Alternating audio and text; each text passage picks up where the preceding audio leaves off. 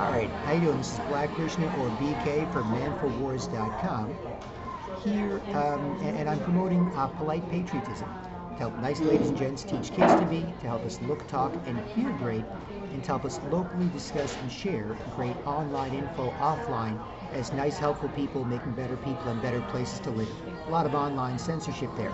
But if we reach out as informed and empowered people who get along better together than most, and prove that we can help others get along better, and there's a good chance that we can convince people of the value of our ideas and to be proud, polite patriots and nationalists defending their people and where they live, not because they're racist and they hate other people, because this is a universal principle. From Sweden to Somalia, everyone should defend their people and where they live and shouldn't screw it up by doing stupid things to each other or by letting stupid things be done to them, right? So, manforwars.com for more on that. And it's currently 11:59 a.m. on Wednesday, January 15th, 2020, and I'm in downtown Toronto, Canada, just north of Union Station in the Bay Street Financial District, and doing a bit of vlogging while trying not to be too obnoxious or loud while other people are chatting as well. And with respect to what's going on behind me, you can see more details of how that happened and how to stop it at manforwars.com. But there's a little proof just for records, not messing with you, right? And again, manforwars.com, promoting polite patriotism.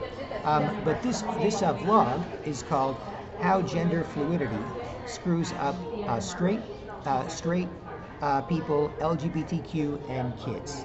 How gender fluidity screws up straight people, LGBTQ people, and kids, right? And what I'm going to do is I'm going to show you an article from The Federalist, which is a conservative long-form essay site out of the U.S. and a lot of valuable stuff in the U.S. They are the home for freedom. People around the world can look to the U.S. because they've got a lot of independent media critiquing the mainstream media and culture and politics and what's going on. And they compete with each other, and they do a great job, and they reach tons of people. And if more stuff like that happened in other countries around the world, where there's a healthy independent media culture challenging a lot of mainstream media orthodoxy, then you'll have better people, and they've got better ideas, and they vote for better politicians who don't all just say the same thing. We want to fight for the middle class, please vote for me. They can have a deeper conversation with potential voters who respect that because they have a deeper knowledge base. Then you can put in better politicians, they put in better politicians, and they make better places to live, right? So that's important. But I'll show you right now from thefederalist.com, and I'll put a link to this below. There is The Federalist, and there's a guy with a trans is truth sign as part of the title. And here is the article by Georgie Borman. It says here, "How Gender Fluidity Wrecks Both Feminism and Transgenderism. First, transgenderism destroyed the meaning of womanhood. Now gender fluidity and non-binary have destroyed the meaning of transgender."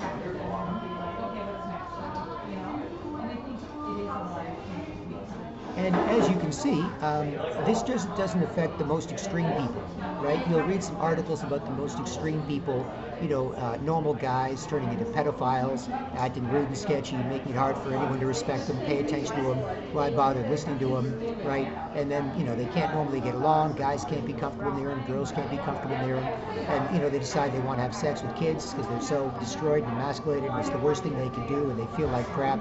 And famous Toronto pedophile hunter Justin Payne, P-A-Y-N-E, Justin, P-A-Y-N-E, excellent Vice documentary on him.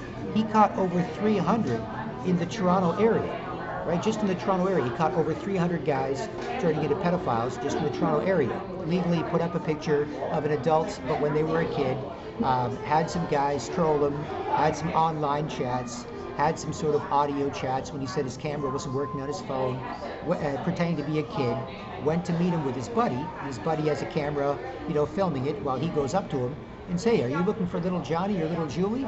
And the guy goes and holds up his phone. The guy goes, "Yeah, what? No, wait." Tries to run or whatever, and he runs after him and tries to confront him. And most of them do the same thing. They play with their hair, they get worked up, they lie and bitch, and they act like they're not guilty, and because that's what happens to weak, lying, bitchy men. Is they can turn into pedophiles, right? Or they can pretend that they were always an 8-year-old boy or an 8-year-old girl inside. Some man leaves his family and 7 kids to go be adopted by some pervert couple to molest him and take care of him, and he wears a diaper like he's a baby or something.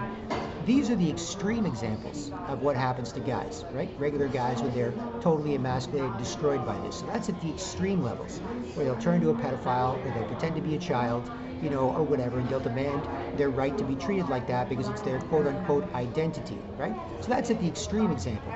But when it comes to even normal guys, right, even normal guys, or other guys, right, just most guys, everybody gets affected, right? You might not be there yet, you may even never get there, but if you keep going, you'll probably get there too. And that makes us weak and easy to control by globalist super rich people who want to weaken countries and people and control us all centrally with international organizations and trade deals, World Trade Organization, UN, and so on, right? So no more national pride, no more unique individual people. Everyone commie zombie, easy to control, right? So it's important for us to sort of deal with that and find some ways to deal with that. But anyway, here's the article, How Gender Fluidity Wrecks Both Feminism and Transgenderism, and the byline, first transgenderism destroyed the meaning of womanhood, now gender fluidity and non-binary have destroyed the meaning of transgender. And I'll read some of it, and you can see what's going on. And I'll comment on it where I think it's appropriate, right? By Georgie Borman from The Federalist, right? Fairly recently, in the last couple of weeks or so. It says here, once celebrated author J.K. Rowling has been mobbed online for recognizing that womanhood is determined by biological sex, not feelings, tweeting support for a British feminist who lost her job over the issue. And that's the problem, right? Is that because it wasn't so bad when it was just a few transgender guys dancing for their friends in sleazy bars, right? Nobody cared, right? It was adult entertainment. They were guys, and they often weren't trying to be good at being girls if they were performing, right? They were trying to be cartoonish caricature versions, right? You get the big fat guy wearing a dress on stage, making fun of everybody, and it can be kind of funny, right? It can be even kind of funny. Like, anybody can enjoy it. Or you're a big fat guy, la da da, I'm a girl, blah blah blah. Oh, look at you, you think you're some sort of man? But and that sort of thing, right? Or if they were going to get more sexual with it and strip or something, right? But now many of them, many pedophiles disguised as them, drag queens, or clowns. They're not even trying to look like a woman. They put on scary demon makeup and so on. They're demanding the right to read to little kids in libraries and have little kids crawl on their lap, have them twerk in front of little kids, have them flash their genitalia, have them lay on the ground while little kids crawl all over them, right? And these are perverts. These are not adults who are like, I just want to do my thing. I don't need to bother people. It makes me happy. I don't have to teach kids about it to make me feel better, right? It's a grown-up thing to do. I'm not recommending it for everybody, but I'm cool. Just be nice to me while I be nice to you. That's not what this is, right? But again, if most people straight are great at it, LGBTQ can be too. If all the straight people fall apart and they start being a mess bothering people, then even people who are more messed up are even more of a mess bothering people. And that's all you get, is everyone's a mess bothering people. And when everyone's a mess bothering people, everyone's a gender fluid mess bothering people, then everyone turns into zombies, right? So it's important to sort of recognize that, definitely not promoting it, not endorsing it, right? Most people straight should be great at it. You should get a chance to. Kids should get a chance to. And then in freedom first cultures, you can be like, okay, so we make sure everyone's normal, everyone can be cool, everyone can be happy. And then some people don't fit into the definition. You don't want to get married and have kids, whatever, no problem, right? You can be single. You want to be gay, you want to be trans or whatever, no problem. Just be a nice, polite Canadian or whatever and fit in with other people. Don't bother people. Don't be a mess. Don't be a lying, bitchy crybaby, bullying people and putting up with you because you're hard to put up with, right? And so on, right? So J.K. Rowling, the Harry Potter author, is getting crapped on because she says that womanhood is determined by biological sex, and she tweeted support for a British feminist who lost her job saying that, right? So we used to try and protect, men used to be the protectors. After cops, it's then men, and then women and children, right? And we used to try and protect them and say, okay, look, we want to make sure that you're special, you're treated right, right? But with the gender fluidity, men don't protect themselves, they don't protect each other, they don't protect women and children, and they're awful to be near, and so they're hard to be near because they make you uncomfortable. So oftentimes they have to run near people to make them uncomfortable, but you don't want to be near them, right? And then women and children have to put up with an act like that because women and children are defenseless against men acting like that, right? Regular straight guys. Think about regular straight guys. Regular straight guys with nothing to look at and no one to look at them, discouraged from talking, want to get people to look at them instead, but they don't want to look at each other, so they sexually harass each other. They try and move real fast, to run real fast, and force each other to look at each other, and they still don't want to look at each other, so they try and jealously harass girls and try and steal any attention they get. And so if a girl is being nice to a girl nearby, they'll spaz out and try and steal that attention. Or they'll follow girls around, try to trick guys and looking at them like they're the girl they're following. And they'll follow each other around, try to trick each other, but they don't want to look at each other, right? And then women can't be vulnerable, and they can't be feminine. They can't relax and be attractive with guys doing that. So they do the same thing, right? Because what are you going to do when guys do that? You have to do the same thing, right? And so guys sexually harass each other and jealously harass girls, and then people don't respect each other. And then after it goes on for a while, see manforwars.com for more, everyone turns into the same zombie because everyone makes everyone put up with it, right? Because it's all the same, right? It's not something normal. It's not normal straight behavior. Straight ladies and gents make it easy to be nice to each other and mind your business or look at or talk to and listen to each other, right? It's not gay people or trans people doing that, trying to fit in. It's a different kind of creature. It's a zombie, right? And so that's what happens, right, when it comes to this. And they also like being ignored. Lying bitches beg to be broken, want to stop, right? Or mentally ill people, sick of making everyone near them uncomfortable, who prefer to be ignored. It's not that bad if you don't pay attention. They didn't bother you, you didn't bother them. Most respect you can show each other. So they're typically happy, right? And it's been the same since I was a kid. You see one every few months, right? In Toronto. Mostly others were chilled out if they were on the fence by polite Canadian homeless people, and other polite Canadians politely ignore them, and they get the idea and they stop, right?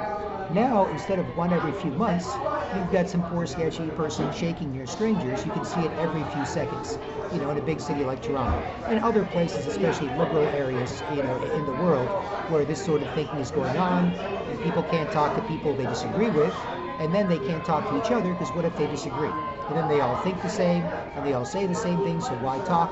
So they kind of act sketchy near each other, and they barely say what they're supposed to, and they feel kind of uncomfortable about it, and they express it in gender neutral or gender equal sketchy ways, where everyone's a messed up girl, as opposed to gender responsible ways, where men make sure no one is, right? They make sure that they aren't, the girls and kids aren't. You don't bitch out. Your boys, girls, or kids bitch out, and that's how we got here for the last few thousand years. So I'm not making it up. I'm not making up something weird. That's perfectly normal. This is weird, right? The gender equal, gender neutral, zombification. And so so women and children are defenseless when the biggest, strongest men make everyone put up with and act like the same rude, lying, bitchy, sketchy, pretend ugly girlfriend zombies, right? Now, your old lady, you can't say, hey, what's wrong, honey? Or you can't say, hey, stop it, don't embarrass us in public, right? Or you can't say, if you screwed up, look, sorry about that, just calm down, we'll talk about it later, I promise, I'll make it better, just calm down, don't embarrass us in public. It's not your old lady. It's just a sketchy person that does that with everybody. It doesn't make any sense until you do it back, and then when you have trouble paying attention to each other, you can bother each other and then not pay attention to each other and spin around in circles looking for other people nearby to bother, or you can just run around shaking near strangers looking for people bothering people less so you can bother them more, and that's how people make each other into the same zombie, right? So that's part of the gender fluidity being promoted there, and that's why it's the most important thing that they promote. It's not to help some minority group, it's to screw everybody up, right? Because if they make sure people can't respect each other and communicate well offline, then we're easy to control, right? Then you'll have some patriots online talking to a few friends, censored into digital ghettos, right? And then offline, fashionably act like the same zombie with other zombies, bothering people until they bother you, and then running around trying to do the same thing because there's nothing else you can do, right? But it's hard to respect each other and communicate well. So anyway, so when it comes to this article,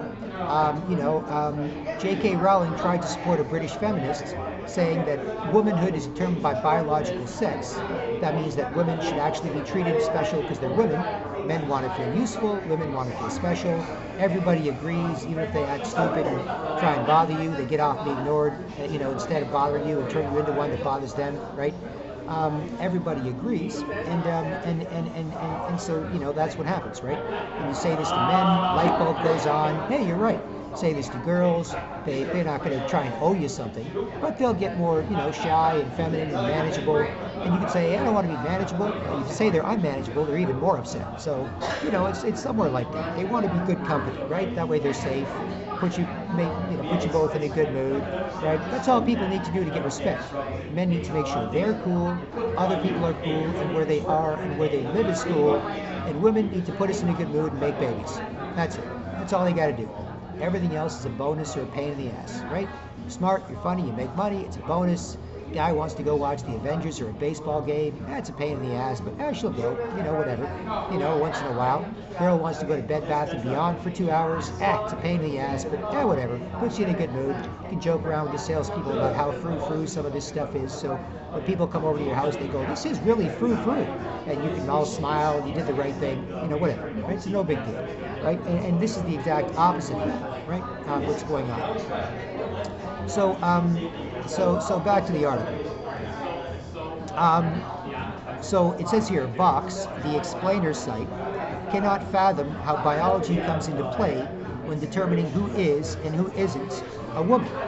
Its article went so far as to say Rowling's tweet in support of Maya Forstater was transphobic, and that Rowling just ruined Harry Potter.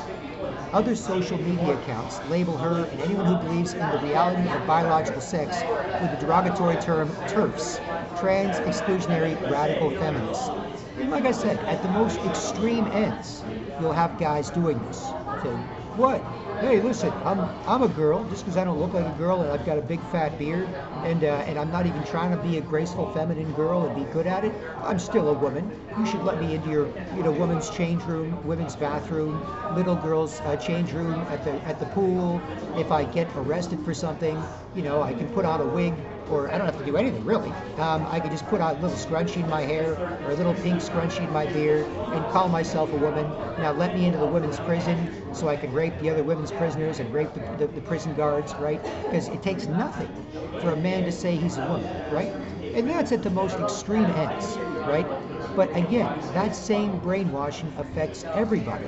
Now you've got perfectly normal guys, whether it's a homeless guy wearing a $1 t-shirt he got at Salvation Army, or some of the smartest and most successful people in Canada, a man on Bay Street, and I'm currently on Bay Street just north of Union Station, which is the financial district in downtown Toronto, similar to Wall Street, New York.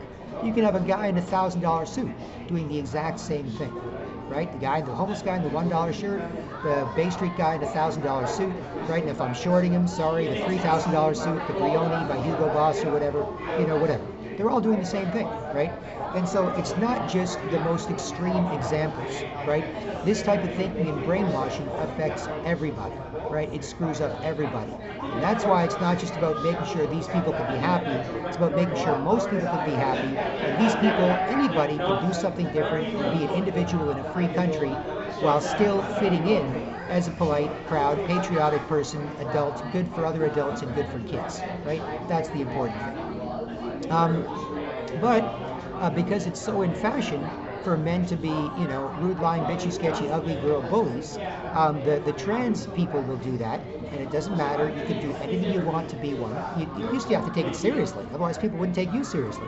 Now, they don't have to take it seriously, and then everyone else doing it, brainwashed. They don't take each other seriously, doing the same damn thing, right? So you just have to take it seriously. You get seriously, you get some credit for it. If not, go back and try again.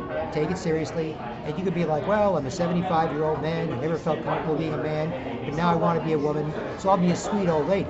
Now I'll get on the ground and start twerking like I'm a 22-year-old hot chick, right? You do something appropriate for your age, looks, relationships, the situation you're in, right? But now, it doesn't matter, because everyone's all the same, you see? And they like being ignored, which means they want to stop. That's why I've got manforwars.com. And all I can really do, as a polite, patriotic Canadian man myself, is I can publicly, politely ignore and solve the problem and prove men worldwide can, But otherwise, I can't bother people about it. Because if you bother people, you lose self-respect, you take other people's, you make them feel like crap, and you feel like crap. And then you're always a piece of crap for yourself, and you're always a piece of crap for anyone unlucky enough to be near you. So I can't do that. I can't just walk up to some of the smartest people in Canada, most successful on Bay Street, making $100,000 a year, and say, can you talk about this awful stuff that people do to each other all day and all night that nobody likes and nobody wants to talk about, and people have to force each other to put up with? Because that would be me bothering them. And they would get upset. What are you talking about? They'd feel guilty and embarrassed and lie and argue and keep trying to bother you like it's some big challenge to force people to put up with you, right? Or they'd get their manties or panties in a bunch and they'd get quiet and uncomfortable. So you just can't do that to people. The only thing you can do is politely and publicly ignore and solve the problem of the last few years on video, millions of people, and prove men worldwide can solve it. And otherwise, you just be a polite Canadian, mind your business. Nothing else you can do. Right? So anyway, it's up to people whenever they want to move on this sort of thing. Otherwise, you get the zombie apocalypse. You wonder how it happened. This is how it happened. Zombies can't talk to each other. They run around trying to attack other people that can look, talk, or feel good, or mind their business and not bother people. Try and turn them into zombies, and no one's supposed to talk about it. Because typically, when a girl gets attention in a graceful, feminine way, you don't say anything. You're just nice to them. But guys, brainwashed. Not trying to be girly, just regular straight guys, nothing to look at, no one to look at them, trying to force people to put up with them, make everyone put up with and act like them, also not supposed to talk about it, and that's how everyone turns into zombies, making each other uncomfortable, and attacking anyone that isn't doing that because they're more easy to bother than people already bothering people until they finally bother you, and then you turn them into a zombie too, right? And it takes a few months, right? It doesn't happen like you bite them and a few hours later, like in a movie, they're a zombie. It takes a few months of bothering people, and having people look away and go, ugh, yuck, and then you keep trying to bother them, they look away and go, ugh, yuck, and you might get embarrassed and stop, but then you keep getting into it, so you keep bothering them, so finally they bother you back. Then when you bother and can't pay attention to each other, you run around shaking your strangers, trying to turn strangers into zombies, right? So that's the zombie apocalypse, right? And that's why I'm trying to stop the zombie apocalypse. Or, you can't say anything, right? Still people doing stuff, but they don't really respect each other, hard to pay attention and trust each other, and so on. So everything gets kind of crappy, right? That's why you'll see people, even when they're hanging out with each other, a lot of times they're not paying attention to each other. They just bother each other, and then they just look for people behind each other to bother. Just look for anybody else that's kind of forced you to see them play with their hair, wipe their face, wipe their nose, look at their toes, get worked up, look at their body, look at their butt, whatever, right? Back to this article. It says here, progressives claim to encourage you to live your truth. And live your truth is part of the brainwashing. There is no your truth. Your truth is selfish, satanic, Masonic, get rid of God, you are now God, do as thou wilt shall be the whole of the law, it's all about you. But when you only care about yourself, it's hard for other people to care about you, and that's how people turn to zombies, when they just selfishly want to bother each other, and bother you till you bother them too, and they don't explain why, guilty, embarrassed, argue, lie, that's what happens. So there is no live your truth, right? There is the truth, and if we can all agree on what the truth is, then we can move forward, right? That doesn't mean we all have to think the same and be the same, but we should agree on the facts, we should agree on right and wrong, we should agree on certain things, right? Thou shalt not kill. Is that the truth? No, I'm going to live my truth. I like killing people. What's wrong with that? That's my truth. No. We all agree thou shalt not kill, right? Or thou shalt not molest kids, right? People say, no, I'm going to live my truth. I'm in my head, in my heart, in my head, I'm a little 8-year-old girl or 8-year-old boy, so I should be able to have sex with an 8-year-old girl or 8-year-old boy. It's like, no. No living your truth. There is the truth that we should all be looking for, right? And that's part of the brainwashing. But again, progressives claim to encourage you to live your truth, and then everyone selfishly lives their own truth, as opposed to going, how can I be a nice person, getting along with other nice people, and helping other people be nice to each other where I live, especially as a man, right? As a man, I know girls are responsible for everything inside the house, right? Typically, when I'm dating a girl, their apartment's cleaner, my apartment's a lot cleaner, it's a lot more frou-frou, it smells better, it's nicer, whatever, right? It's, whatever. Not that my place is a filthy mess right now, but it's typically a lot nicer when I'm with a girl, right? Because everything inside the house is a girl's thing. Everything outside the house is typically a man's thing to do, You know, shovel the snow. Typically, a guy goes out in the cold, shovels the snow. Bigger, stronger, whatever. Don't worry, honey, I got this. Noisy neighbor. Typically, go next door, knock on the door. Don't call the cops. Like a girl might, you know, because they might be just knock on the door. Say, hey, look, man, we want to get along. I don't mind if you guys want to have a good time. Just take it down a little bit, and I hope you have fun. You'll be cool with that, you know. And then if they're crazy, you got to deal with some crazy person. As a man, you know, I've dealt with millions. It's just, it is what it is. You know, cops always have to deal with liars and crazy people and people messing with people and so on. And, you know, they can be bad too, but it can also build character, right? So it's just one of those things where you take up the other stuff, right? So that's more of a man thing to do, right? The zombie apocalypse, right? More of a man thing to do, right? When it comes to that. And even when you're out with your girl, right? You know, the stuff that she usually worries about when there's no big, strong man near her, right? The traffic, the cars rude, scaring her off the road, and people busy, bumping into each other, not respecting each other like ladies and gents, not men feeling useful, women feeling special, people casually empowering each other, and so on, right? If you're with your big, strong man, then none of that crap is any of her business. Or if you're with a big, strong man, none of that crap is any of her business, right? Your cute little helium balloon can look up and float around and smile, right? And you can be, you know, make sure that, you know, none of this stuff happens. You're crossing the road. She's like naturally a little bit worried about the car, so you squeeze her hand or you distract her by saying something, and you get her talking again happily about this, that, and the other, and you look at the car windshield and say, buddy, you bother me, I'm mad. You bother me, my girl, I'll fucking kill you, right? And the car doesn't scare you off the road, and you can walk at your normal, not slow, but normal pace across the street, blah, blah, blah, right? So whatever. And so my girl, or even my boss, when I used to work a corporate job, used to do executive conferences for Fortune 500 CEOs and so on, and interviewed them, developed their speaking sessions, met them, good guys by and large, guys trapped in a bad system, but a lot of nice people, do the best they can for their shareholders and the people they work for, and people who work for them and the company and so on. You know, so you know, sharp as hell too, really sharp, super focused. When you get their time, they're totally focused on you, you're totally focused on them. Real privilege to get that far up the corporate ladder when you're that good. But even then, I got my boss, a beautiful brown girl boss, smart, privileged to get her time, and she'd say, okay, let's go out to lunch and talk about, you know, how you doing, you feel like sushi? I'm like, sure, boss. And so, you know, in the office, she's my boss, right? Still an attractive girl, graceful, feminine, I'm a guy, whatever, but still my boss. On the way to the sushi restaurant, I'm in charge. None of the crap that's going on is any of her business. All the cars around, all the people, whatever. Then we get to the sushi restaurant, and she's my boss, and she busts my balls a bit over some things I need to do better. She inflates my balls a bit over some of the things I'm doing well. We have a nice lunch. We walk back to the office. All that crap around is none of her business. We get back to the office. She's my boss again. Right? So no big deal. So anyway, back to this article. It says here, progressives claim to encourage you to, quote, live your truth, but there are some truths you just can't live, you see. Forstater, this is the woman who tweeted something and lost her job.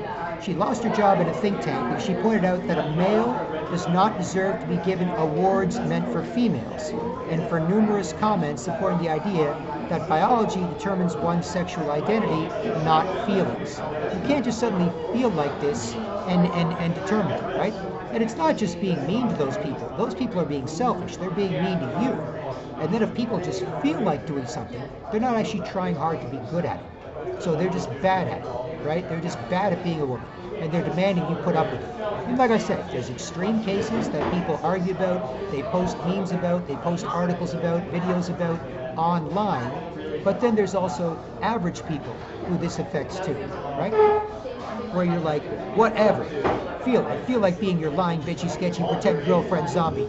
Don't say anything. You know what you did. I was like, you're not lying. I didn't do anything. Forget it. You know, I have nothing to say. No, what's wrong, honey? Or, hey, stop it. Don't embarrass us in public. Or if I did screw up, look, sorry about that. We'll talk about it later. Let's just be cool. Other people around. Don't embarrass me. Embarrass us. Make everyone uncomfortable. We'll deal with it later. I promise. But it's not yours. Right? So that's why it doesn't make any sense. It makes it hard to do anything with him. And then runs around shaking your strangers.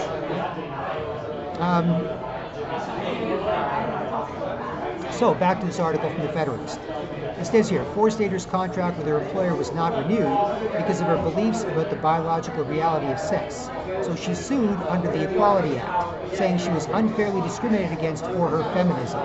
So now you're discriminated against if you try and defend women, right? If you try and defend women, right? If I try and defend women, for being all messed up, right, I'm discriminated against. If a woman tries to defend women on Twitter, to say defend women from these guys selfishly bullying their way into women's only spaces, a battered women's shelter. Like there was an article on the CBC in Canada where this woman who runs a battered women's shelter in Vancouver, I think, or at least in British Columbia, she said the headline of the article was natural women or real women are doomed. They're doomed. Why? Because you got this battered women's shelter, right? And this is for women that have had bad experiences with one man or a few men, and they don't want to be around any men because of the constant threat that they feel because of their bad experiences that a man could pose, right? And certainly if you're a victim, you're more likely to be abused if you carry yourself that way, right? So that's also a bad thing where you're paranoid about that, right? So this woman who runs the battered women's shelter, which is all women escaping abusive husbands, abusive boyfriends, abusive relationships, and so on, right? They're on their own or they're with their children staying at the battered women's shelter. Now some guy puts on a dress and he still has his male equipment, not even trying to be good at being a girl. The way that the modern, because it used to be most people straight great at it, and then LGBTQ could be too. I've seen it myself at Toronto Pride parades many years ago before the zombie stuff really kicked off, right? Where they weren't trying to bully their way into women's only spaces. They were just trying to do what they did on the side, have some fun, or do what they do in the course of normal people, get some respect for it, and then be cool, right? They weren't trying to make their identity attacking everything normal and attacking normal people and what makes them happy. But now in British Columbia, you've got some trans activist guys that say, no, you have to let me into the battered woman's only shelter. It's like, look, man, you can be a Canadian, you can do what you want, you're not going to be harassed or bothered or discriminated against. But why do you have to go into a woman's only space? I have to, otherwise I won't feel like a woman. Can't you feel like a woman some other way? No, this is what I have to do. I have to bully my way and to force people to put up with me. Otherwise I won't feel like a natural woman. Right? And it's just stupid. It's just lying, bitchy bullies. Not even trying to be good at being a girl. Not even trying to be graceful or feminine. Just bullying their way to women's only spaces, right? And so she said, when it comes to this battered woman's shelter, and this guy's still got all his penis, his testicles, still got his big man body, big man balls, just some pervert or criminal who figured out a different way he could get away with being a pervert or criminal, and he wants into a battered woman's shelter, right? So you can't even defend women anymore when men get so screwed up they turn to shitty versions and make other guys shitty versions and then make girls and kids shitty versions and then make everyone put up with and act like it, right? And that's a lot of the competition these days. There's Conan, the ultimate warrior, lying bitchy man, Canadian barbarian, and you'll get the biggest, strongest, most confident and capable and badass Canadian men trying to compete to sexually harass each other and jealously harass girls and force everyone to put up with them, acting like a lying, bitchy, sketchy, pretend girlfriend zombie mess, right? That's what they're competing at. And I get it. I'm a man. I'm competitive. I don't want to let some smaller guy beat me at basketball, not when I'm bigger and stronger. If he's smaller and not that good at basketball, I'll take it a little easy on him. I'll go outside, work on my jump shot, work on my handles, work on my dribble. If he's really going at me and I'm really going at him, then I'm going to try and beat him because he's smaller than me, or a kid younger than me. I don't care if you can jump out the gym. I'm going to give you a pump fake. You're going to go in the air. I'm going to relax, light a cigarette while you're flying by me, and I'm going to slowly dribble up to the basket and lay the ball in and say, you're not getting me, kid. I'm older than you. I'm an older guy, and I can't let you beat me, kid. Right? I get it. Right? And so I get that guys don't want to be beat by a smaller guy, a less capable guy. It's embarrassing. But when they're competing to be pretend lying, bitchy, sketchy girlfriend zombies, right? That's not good. What they do to each other is not good. What they make other women and kids do, which is the same thing, is not good, right? And yet they're competing to do that, right? This guy who's, average height, average weight, average build like myself, 5'10", 165, right? He'll be like, hey, lying, bitchy, sketchy girlfriend. And you'll have some 6'5", 225-pound guy, but I'll show you that. Put up with me doing that. And then the smaller guy will be intimidated and will do it back. And, so that's what they're competing at, right? When it comes to normal people screwed up by this thinking, which is why it's promoted everywhere, not a subculture, one of many in a big city, where people can do their thing, right? It's not like punk rockers say everybody has to have a mohawk and a skinhead and a mohawk. Everyone has to have piercings on their face. Otherwise, I'll feel bad. You have to teach little kids to wear a mohawk and have piercings in their face and dress in black and wear black makeup. Otherwise, I'll feel bad. No. You just do your own thing. You don't have to make everyone else do it, right? But that's because it screws everyone up, right? So anyway, this woman was unfairly discriminated against for her feminism, right? And that's the thing. You destroy masculinity, there's no men left. There's no men left, there's no men to appreciate women. So you destroy femininity. What are you left with? Zombie. That's the issue, right? So back to this article. It says here, but she was discriminated against for defending for her feminism. It says here, but in order for four-staters' understanding to be protected as a, quote, philosophical belief under Section 10 of the Equality Act 2010, it must adhere to 5 requirements set forth by a previous court decision. One reads, quote, it must be worthy of respect in a democratic society, not be incompatible with human dignity, and not conflict with the fundamental rights of others, right? So this is the thing. They say freedom is the freedom to swing your fist until it comes in contact with somebody else's face, right? We can all have freedom until we screw up other people, right? And so apparently now they're interpreting her freedom to be a feminist and defend women, born women, natural women, against lying, bitchy, bully men. That is apparently wrong. And you've got to be hypersensitive to the feelings of guys doing this, right? Not normal guys that aren't caught up in their feelings, and not normal girls that don't get caught up in their feelings. There's men around to fix that shit, right? You date a new girl, what's the first thing you do? You fix some stuff the last guy broke, right? You get to work, you start fixing that stuff, or you're hanging out with a girl and you're just friends, and she's complaining about some shit that some other guy broke, and you're furiously trying to fix it, and you're so mad that she's mad, and she's upset because it pisses you off so much she's upset. And finally, she says, okay, stop. She puts her finger to your lips. Shh, stop. Let's have sex. Okay, good. I trust you. I like you. Shut up. Don't screw it up. Let's go. Chop, buddy. Right? Happened to me a bunch of times, right? But now you can't do that, right? Back to this article. It says here, four-stater ran afoul of this extremely subjective requirement and lost her judgment. This is the requirement the legal requirement, right? To not, be incompatible with human dignity and others' rights. Four-stater ran afoul of this extremely subjective requirement and lost her judgment. The requirement demonstrates that virtually the only thing one can be sure of in this brave new world is the primacy of feelings over any other consideration, including dignity and the right to think differently than some of the government would prefer, right? And when it's normal women, right? Even only the most crazy and extreme bitch that other people laugh at. Either guys ignore and make her switch to being a nice girl, or girls kind of barely interact with, and then they talk behind her back, right? But normal women get embarrassed to be that much of a bitchy mess in public, right? Normal women do. You wouldn't just be throwing some huge temper tantrum like that. You get the odd, girl that's talking too loud on the bus about how much her man sucks to her friends on her cell phone, and everybody else on the bus rolls their eyes or tells her, hey, shut up, keep it down, will you? Screw you, I'll talk as loud as I want. It's a free country, how dare you? You get the odd girl that'll do that. But most girls are really embarrassed to lose that much dignity and femininity and composure in front of everybody, right? But, guys so shitty at being men, they become shitty at being women. They have no nice girl to switch. The guy's always a bitch. Why? He's got no nice girl to switch. He can't relax and be feminine and vulnerable and have someone look at him. He's not going to look at him. No one will look. Regular straight guys. Really feminine gay guys, twinky gay guys, some can do it, some can't. They're shit, right? But some can. I'm totally fine with it. I've seen it myself. That guys kind of look down and be a little shy and hope a big, strong, badass guy like me is nice to him. Fine, smile, no big deal, who cares, right?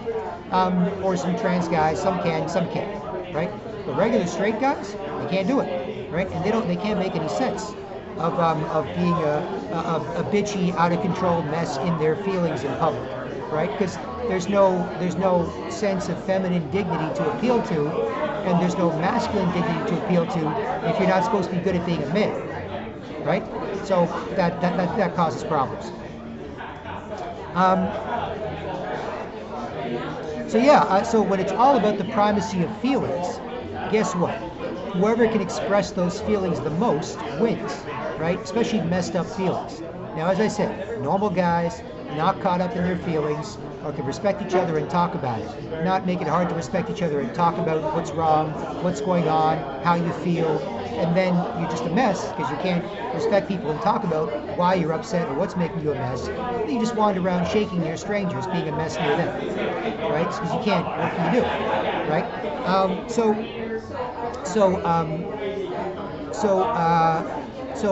when it's all about feelings, right? Men normally don't do it, right? Women normally don't do it. Kids normally don't do it. When they're really little kids, they might throw a temper tantrum in public. You've got a baby screaming on an airplane or something, or in a mall or wherever, and they can't control themselves. But once the little kid gets, 3, 4, 5, they start to feel that sense of shame of being a mess in public. They eventually grow out of it. Adults shame them. Stop it. Don't make everybody look at us. Don't make everybody laugh. Whatever. I've done this myself with little babies and little kids, right? I can't stand to see little babies and little kids crying. So I'm at a coffee shop working on my laptop, and some mom or nanny is there with their little boy, in a stroller, and the little boy is screaming and going against the reins of the stroller. Nah, nah, nah. And I'm not so upset by the noise. I put on my headphones, I don't care. And plus people bother each other and it's annoying and you just don't ignore that. No big deal, right? It's more about the fact that the kid is messed up, right? So with the little boy, I go over to the little boy, size him up, and the mom's there, and women know that I'm a cool guy, so they just, whatever, buddy, the shit you do is probably better than most shit that I have to put up with and act like, so screw it, go ahead, talk to my kid. What the hell do I care? And so the girls, they let me talk to their kid, and I say, young man, and the little young man is screaming, man, man. Young man looks at me, man to man, he's still screaming, little kid can't control it. I say, young man, look, I understand, things aren't always perfect, but just get it out of your system, get it done, and then get busy with something else. Okay? Young man, listen. You're screaming, I get it, something pissed you off, no problem. Just get it out of your system, get it done, and then get on to something else. Get on to having fun. Get busy with something else. You're out with mommy, you gotta keep an eye on things, make sure mommy's okay. So finish your screaming, and then move on. All right, man to man, right? Don't embarrass yourself and everybody else, and then embarrass your mom in public. Okay? And little boy, still screams a little bit, but then within a minute or so, little boy thinks about it and goes, meh, yeah, dude's probably right. Screw it. Yeah, you know what? Guys should make sure guys don't bitch out, and make sure their girls and kids don't bitch out. Yeah, he's probably right. Right, so the little kid stops. I've done it a bunch of times, right? It's a little boy. If it's a little girl, then, it's a slightly different approach, where I say, young lady, I know something made you sad, something made you upset, but don't worry, just get over your feelings, get it out. I understand, sometimes you feel bad, it's okay, but just finish, and there's only so much time to have fun, so don't waste any. So once you're done, you can get back to having fun, and being a cute little girl that makes everyone around you happy, just because you're so special and you're so sweet. Okay, so get her done, and then once you're done, you can go back to having fun, right? The faster you finish, I know something made you feel bad, so no problem, but the faster you finish, the faster you can get back to having fun, okay? Because you're a sweet, beautiful young lady who makes everyone near you happy because of how special and sweet you are, so you can get back to that once you're finished this fairly soon, okay? Do that, give a sheepish smile to the mom, all confused, okay man, nobody knows how to act anymore, just do what you gotta, and then get back to busy or friendly to be respected. That's your thing. No problem. And then you leave, you smile at the mom, you go back to working your laptop, you don't bother them again. If they don't bother you, you're nice to each other. If they do, you ignore them, keep your self-respect, don't lose yours, take anybody else's, life goes on, right? And the girl stops crying within a minute or so, or she figures that out. So it's no big deal, right?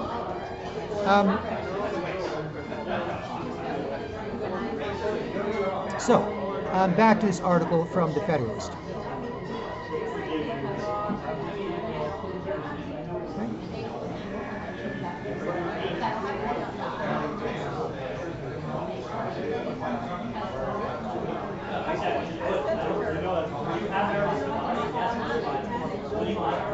So the primacy of feelings is the most important thing, and the guys that can put their big old man brain, their big old man back, their big old man balls into expressing how they feel, they're the ones who can dominate, right?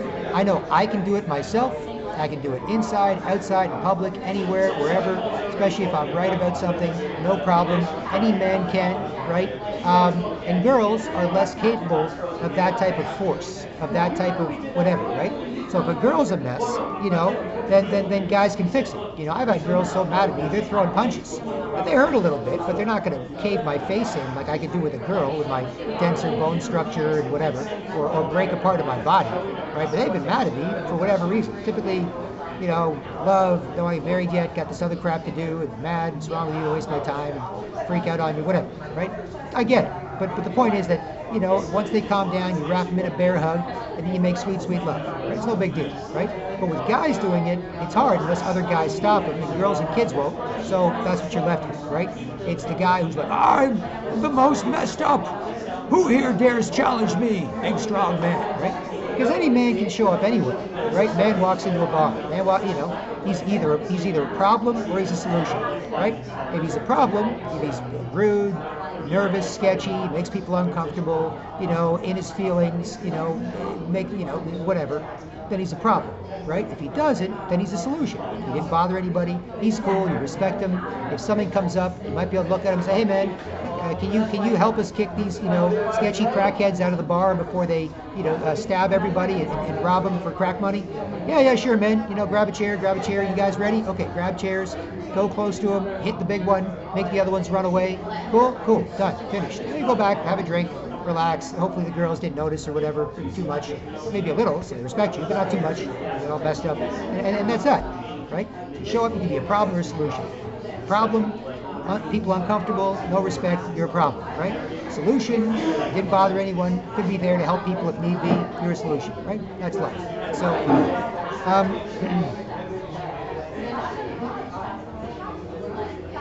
okay, so back to this article here, right?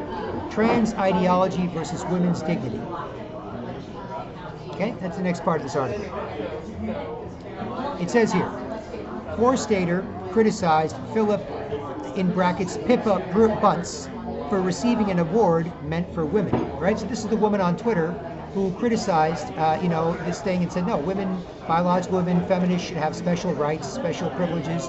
They deserve it, so they're not all rattled and messed up and a mess for themselves and everyone else, right? Support it, right? And so she got kicked off Twitter and censured, and the radical left, especially on Twitter, offline, if people respect each other, they can laugh about these idiots. But if everybody just communicates online, then people can control the online conversation from above, right?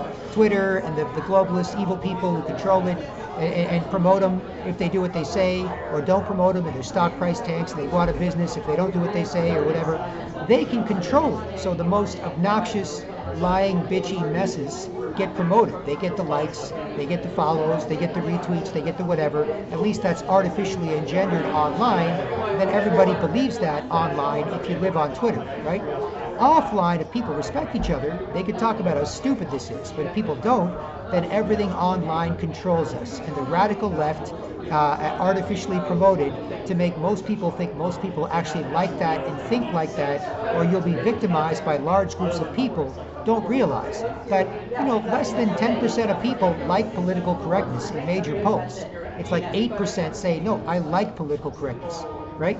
Most people, like 40% hate it, 30% are sort of okay with it, sort of politely okay with it, 10% aren't sure or whatever, but most people don't like it, right? The only people that say they like it are less than 10% of the population in America, Canada, other places. Most people don't like it, but if people don't respect each other and can't communicate about it, then the online controlled Twitter conversation or social media conversation controls how we think online and offline and influences offline to be a mess, right? So that's the problem.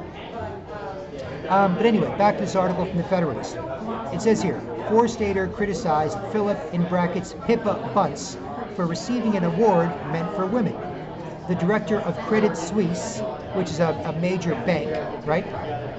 The director of Credit Suisse who spends half his time, quote, expressing the persona of Pippa by wearing makeup, a wig, and a dress, was included in the Financial Times Heroes, like heroes, but H-E-R capitalized to mean girls. Heroes or Heroes Champion of Women in Business list, even though there is an equivalent list for men, right? So this guy, director of Credit Suisse, a big bank, right? He spends half his time, sometimes he comes to work, he feels like wearing a dress. Other times he comes to work and he's a man. And he's on the Financial Times Heroes, with capital letters, her, meant for women, Champions of Women in Business list, even though there is an equivalent list for men, right? So this is robbing a woman of a chance to be on this list, to get that kind of recognition, to put it on a resume, to have that be the tiebreaker in her getting a promotion and so on, right? But this is what happens, right? And like I said, it's not just the extreme examples. If you look on the ground, on the streets, in the offline info war, right? Not online is fine, or censoring the digital ghettos, with people talking in like minds, no matter, what side of the political divide you're on, or if you don't care about that crap and just cultural, right? There's also the offline info war. You promote being polite, which everyone likes, right? Who's going to say you shouldn't be polite, you shouldn't be nice to people? You want to be nice to people, teach kids to be? Who's against that? Nobody, right? Then more informed and empowered people can talk about fun or serious stuff, makes it easier. And then patriots can move freely, have meetings with each other, get along better together, offline the most, help other people do it, have meet and greet tables, be there, politely share information with people that want to communicate with you, right? If they want to ignore you, you ignore them, don't bother anyone. They want to talk to you, fine. If they want to take a poster or a flyer or DVD and get more informed and empowered, yeah, I heard something about that, but I wasn't sure. Can I take one? Sure, right? Me and a group I was with called Toronto Truth Seekers, we gave out thousands of vaccine exemption forms to grateful parents when there was a big pandemic scare and people were worried their kids were going to get shot up with experimental vaccines, right? So we were handing out thousands, and even CBC News covered us, right? Because we were doing such a good job, co-signed by the Hood. A good producer at CBC sent a news reporter and cameraman to cover us for a couple of hours, and we made CBC's the national, right? And again, people didn't want to bother us, we didn't bother them. People said hi, we said hi back. People wanted to come up and talk to us, we talked to them. People wanted to grab something and go, a little 1x3-inch piece of paper with some info. And as I said to them, hey, it's smart, enjoy it. Stupid, laugh at it and throw it out. I know we can beat junk mail. You get junk mail, you get Subway coupons, Harvey's coupons, you get Jiffy Lube. I know we can beat that, right? And if it's stupid, laugh at it. Who cares? Oh, these idiots wasting their time. If it's smart, enjoy it. Yeah, it makes sense. I was concerned about that, but I hadn't really looked into it. Now I got a place to, right? And so on, right? And then you got posters and flyers and DVDs, so on. It's the offline info war. It's gone on for thousands of years. People used to walk around saying, don't sacrifice your kid because there's an eclipse. Wait till the moon passes over the sun and the sun's back, and then it'll be fine. Don't worry. And people, oh, really? Good idea. And that turned into speakers' corners or apple crates in the middle of town. People would say stuff in a shopping area. Other people around would listen, or they would ignore them. Or if they really sucked, they'd throw rotten fruit at them, get them off stage, right? And speakers' corners in London, England, used to be one in Toronto, but they got rid of it. Used to be one near City Hall in Toronto. They got rid of it in Toronto. And then you've got meet and greet tables, right? And you've got people, especially men, putting up posters and flyers and giving people a chance to be informed and empowered, right? Especially guys getting together, feeling their balls, doing something worth doing, a little bit risky, right? And so on, right? And that's how they did it. That's how the American Revolution started, right? It wasn't just the British tried to take their guns at Lexington and Concord in Kentucky, and a bunch of Americans just picked up their guns and shot back. There was 10 years of committees of correspondence where people wrote letters to each other in different colonies. People put up posters and flyers. People informed and empowered each other. And then a small percentage of the population that wanted to rebel against the British did, and the other people didn't side with the British and stop them because they knew what was going on, so the patriots could defend their country in America. And they had the revolution against the British Empire. They got rid of them, and they had their own country. Right? So that's important, right, when it comes to offline and the offline info war. Online is fine. I like online stuff, but it's also censored the digital ghettos. It's also a lot of bitching, right? Offline bitching, online bitching. what a mess I am, what a mess things are, or snarky, bitchy blurts or comments, shorter and shorter comments, or typing in emojis, or talking to robots, talking to sock puppets, like the U.S. military term for sock puppets. One man controls 10 computers that have robots talking to people online. It's been going on since at least 2010, 2011, when it was mainstream news in The Guardian UK and other big papers, right?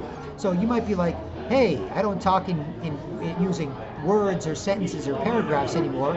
I talk using, little acronyms like IDK and emojis like fire emoji, poop emoji. And you're just talking to robots. You're talking to you. And those robots are controlling the conversation, right? And you're turning into corporate clones or robots offline, as it reduces people's attention span and ability to communicate normally, right? So that's a problem. So anyway, so this chick was complaining, why'd you give this guy Heroes in Business Champions of Women award when this guy's a guy half the time and just likes to wear a dress to work half the time, right? So back to this article. It says here, according to the Employment Tribunal, Forstater's criticism of men assuming the roles and placements of women who have fought since time immemorial for their rights and accomplishments to be recognized violates, quote, human dignity. This is where we see what gender revolutionaries really think of women. And it's true. These aren't people the people behind these people. There are some nice straight people. There are some nice gay people. There are some nice trans people. I've met them, right? But not all, obviously, but I've met enough to know that, no, they exist, right? But the worst lying, bitchy bullies are promoted. The people that attack normal are promoted. They're the ones that are promoted. Not the drag queens that want the freedom to dance for their friends in sleazy bars, the pedophiles dressing in drag to get access to kids, and the library so offended they don't do background checks on them like they would on a normal straight guy like me. Good for other men, good for women, and good for kids. If I want to work with kids at a library, if you want to work at a library, they'd give me a weird look. They might throw me to the ground and put me in handcuffs till they check my ID and do a police check on me. How dare you even ask that, you normal straight guy? Good for other men, good for women, good for kids. Get on the ground. But if I put on a dress and a wig, even if I have a goatee or big beard, I don't really, or if I dress like a clown, not even like a girl, but like a demon clown, kind of a scary demon clown with some girly accents, right? And I say, I want to work with kids. Then the library's fine, protected group, won't say anything, don't do anything, no background checks. When it comes to other groups, like massresistance.org, to do checks on their Twitter account, to run their license plates if they take their own car or an Uber, and to find out this guy was convicted of pedophilia a few years ago. He's on the sex offender registry because he molested some 8-year-old boy or girl, and now he puts on a dress and gets to play with him at libraries, right? They only promote the worst cases that want to abuse other people. Not sensible transgenders like Blair White. That's like, I don't recommend this for people. It's not the easiest life, nothing for kids. But I want the freedom to be a guy that turned into a girl and is trying to be good at it. Not guy turned into girl, not trying to be good at it, who only ever wanted to putting up with me, right? And that's what happens. And again, normal people are messed up by this. That's why I said it screws up straight people, LGBTQ, and kids too, as you can clearly see, right? So this is what the gender revolutionists really think of women. Why? Because they work for globalist communists, super rich people above them. The only people that could promote them, the only people that could take, supposedly 0.04% of people, or 0.03%, a tiny fraction of people on Earth, and elevate that minority group to the most powerful minority in the world, right? No, how could you do that? There's black people that are like, 400 years of slavery, and we still can't get nothing, right? There's natives, aboriginals, that are like, 400 years being treated bad. Department of Indian Affairs goes from $10 million budget to $1 billion budget, and we're still screwed with, bad, shitty water, and shitty education, and shitty job opportunities, and lots of health issues.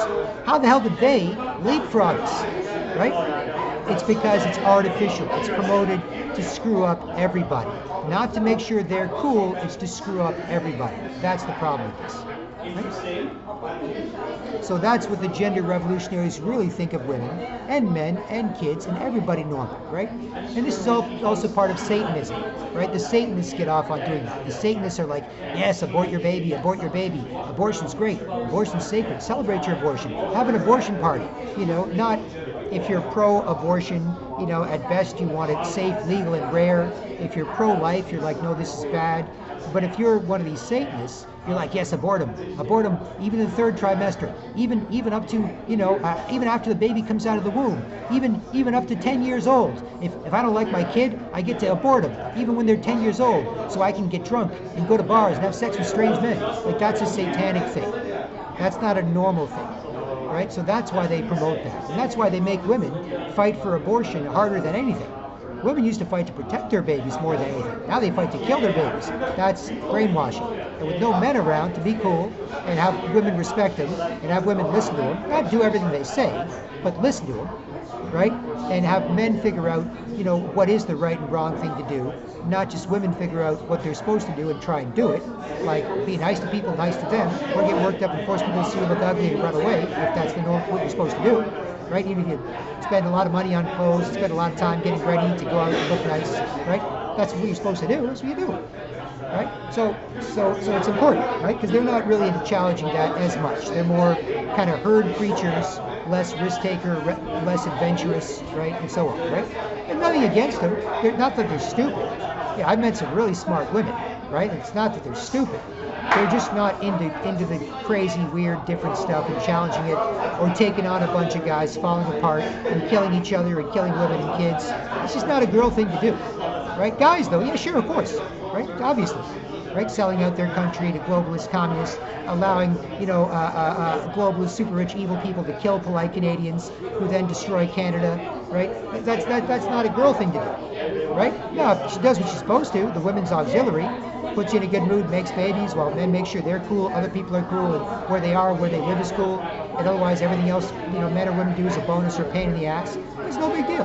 Who cares? I don't care. Girls put me in a great mood. They're either nice to me, nice to them, like men and women, and put us in a good mood, or they act stupid, lying, bitches, badly broken, get off, be ignored.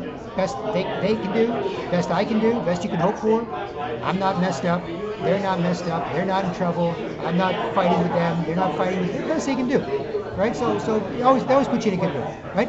And the guys, I can say, you know, so whatever, right? Ignoring people out in mood generally puts people in a good mood, right? And just like hanging up on a rude telemarketer, or speaking your mind like a man about something that you should speak your mind about, right? Outside of yourself and your own feelings about being messed up, fashionably messed up, whatever. And speaking your mind like a man about something important puts you in a good mood. And acting like a woman puts her in a good mood, right? So men get more credit for what they say and do. Women get more credit for what they are, special, unique, powerful, beautiful creatures, right? That's why, you know, ugly rock star like Meatloaf will be on stage, you know, so I would do anything for love, but I won't do that. And girls like, here's my panties, here's my bra, take my hotel room key.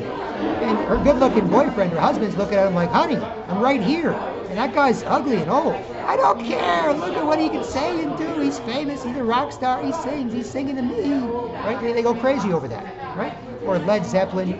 Right? Robert Plant, his hairy belly sticking out of his jean vest. That's all he's wearing. And she's climbing a stairway to heaven. Right? Or it's a rich guy, you know, who's whatever. He's not that good looking. But yeah, obviously, we like good looking people. We like good-looking guys, good-looking girls. I'm not saying that's not a factor, but I'm saying it's more about what the guy says or does. Whereas men, we don't care. We don't care what the hot girl on Instagram does for a living, right? Like Jerry Seinfeld says, we don't care what the girl we want to date does for a living. She works at the slaughterhouse, no problem. Yeah, just get a shower, clean up, pick you up around 8, we'll go out for dinner, no big deal, right? Guy does that, girl's like, you, not so sure. You can't get a better job, make more money? What kind of man are you, right? So they care more about that stuff. Whereas guys don't care. Right? And that's why guys will scroll through Instagram, fire emoji, fire hot girl, fire emoji, right? It's about what they are. It's about being special, unique, appropriate for their age, looks, relationships, 3-year-olds, 33-year-olds, 93-year-olds. They can all do something with guys that are cool, that's appropriate, that validates both of you, right? And guys, it's more about what they say or do or what they don't do in terms of, you know, being cool. And not being a mess, and allowing women to be graceful and feminine and attractive and good company, right? So that's part of that. So the gender revolutionaries are trying to destroy all that. And again, not most people straight great at it. LGBTQ can be too, but people that want to subvert all of that and screw up me and you. And that's what's going on here, right? So, back to this article. It says here, human dignity.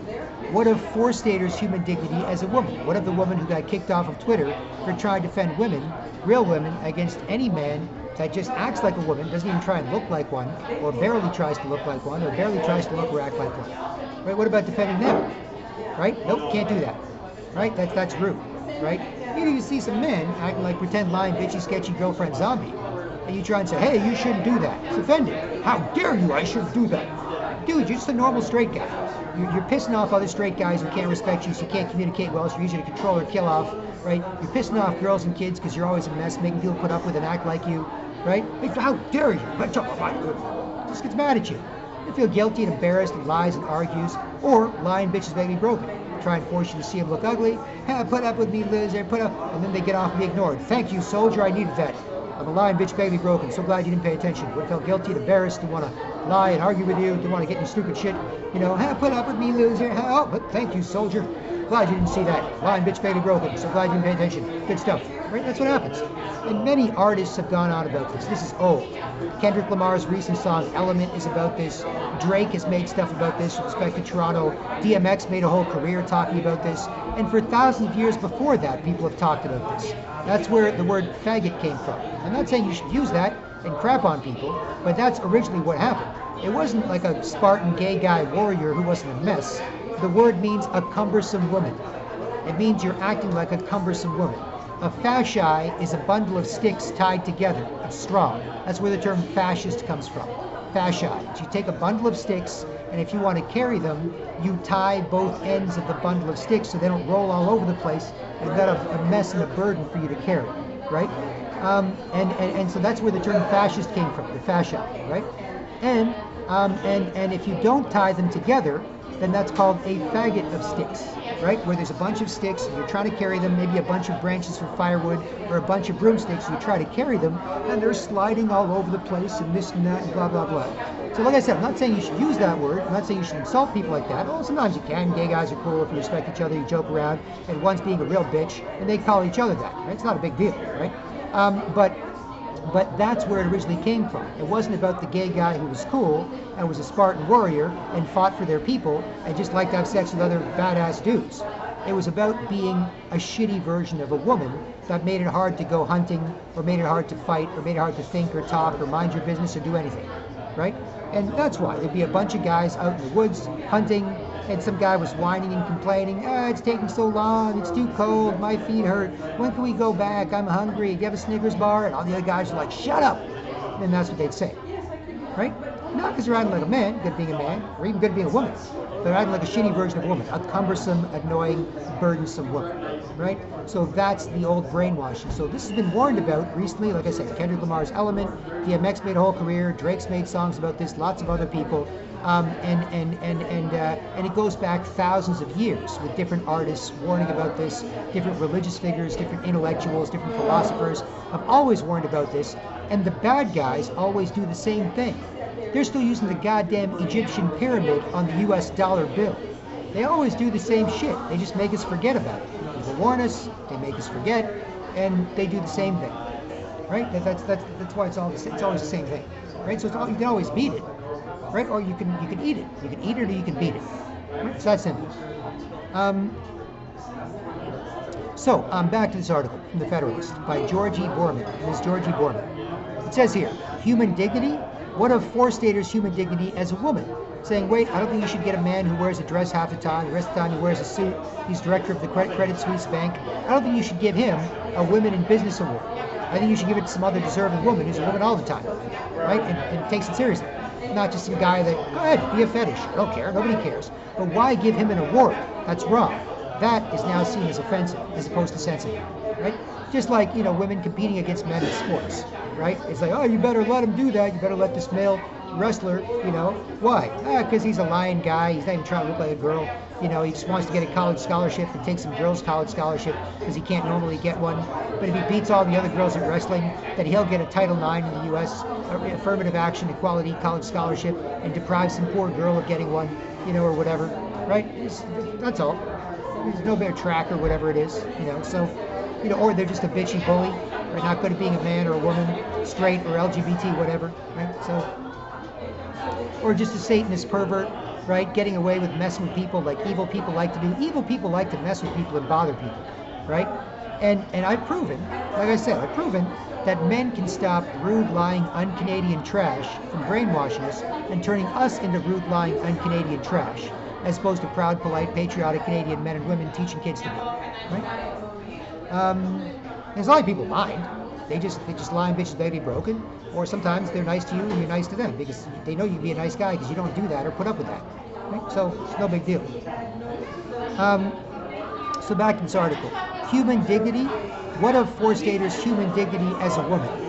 Is it not demeaning and insulting to women for a married father of two to show up to work in fishnets and lace dresses and claim this is a genuine expression of womanhood? And if it isn't a genuine expression of what he thinks is an aspect of his identity, what is it? A farce? Even worse, is it not a rejection of the dignity of biological womanhood to accept an award meant for female executives? So yeah, these guys hate themselves and hate women, right? They hate themselves and they're jealous of women, and they hate men because men don't treat them like a woman because they're shitty at it. And they hate women because women can be better at it, and they make everyone the same zombie who has to be the same shitty creature that hates men, hates women, and is jealous of anybody that can be nice and act like a human, and tries to steal attention because they're hard to pay attention to when other people nearby are acting nice and like humans, right? That's what happens. So this is an insult, right? This is not a girl going, hey, I want to get along with you girls, so, or a guy acting like girls saying, I want to get along with you girls, so I don't want to rock the boat.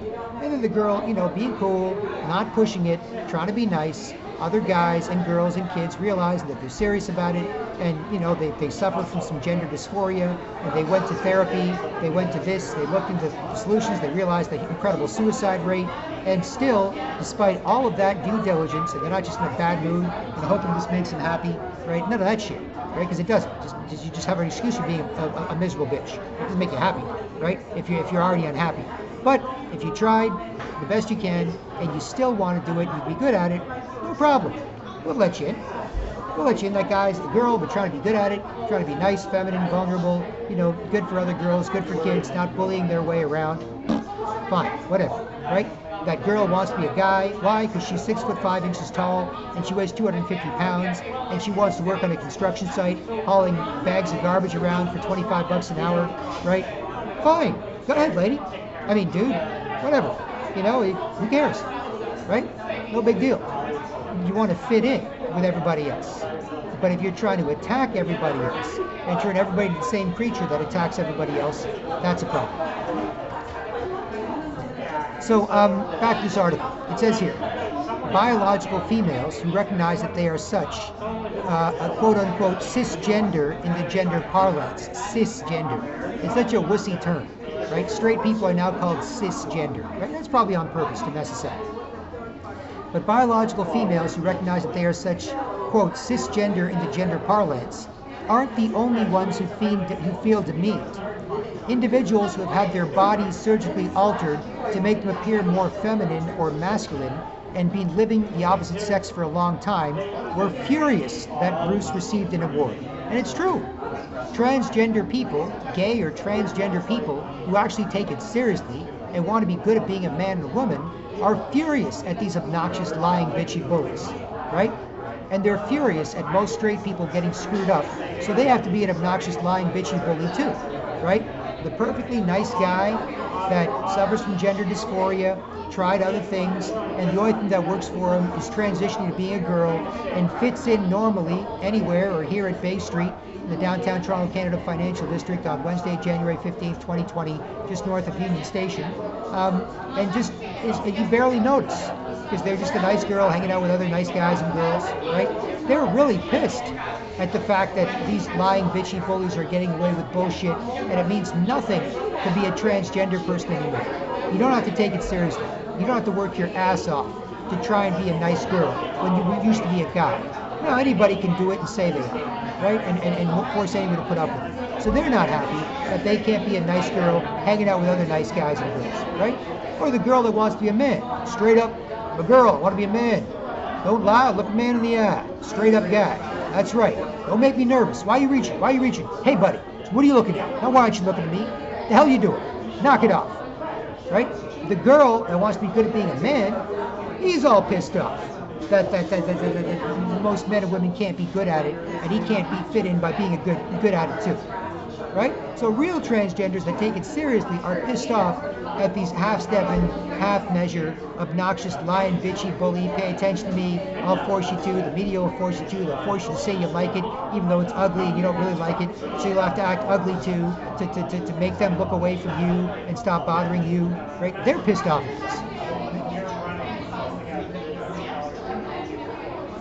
So, for example, about this award this Credit Suisse director got, he spends half his time dressed as a man, and sometimes he comes to work dressing like a girl, but he's just a guy, it's just a fetish, it's just an old British guy thing where they do that, whatever, and they're often emasculated in their own circles. It's acting like a bitch or a bitch's bitch, makes more bitches and make more bitches, like in Freemasonry, really slave masonry, right, where, oh, don't say this, don't learn this, I'm a higher Mason than you, kiss my ass, and maybe you'll be a good Mason too, get in that coffin, get naked while we all jerk off on you, all that stupid shit. It's a way of emasculating guys to make it easier to control, right?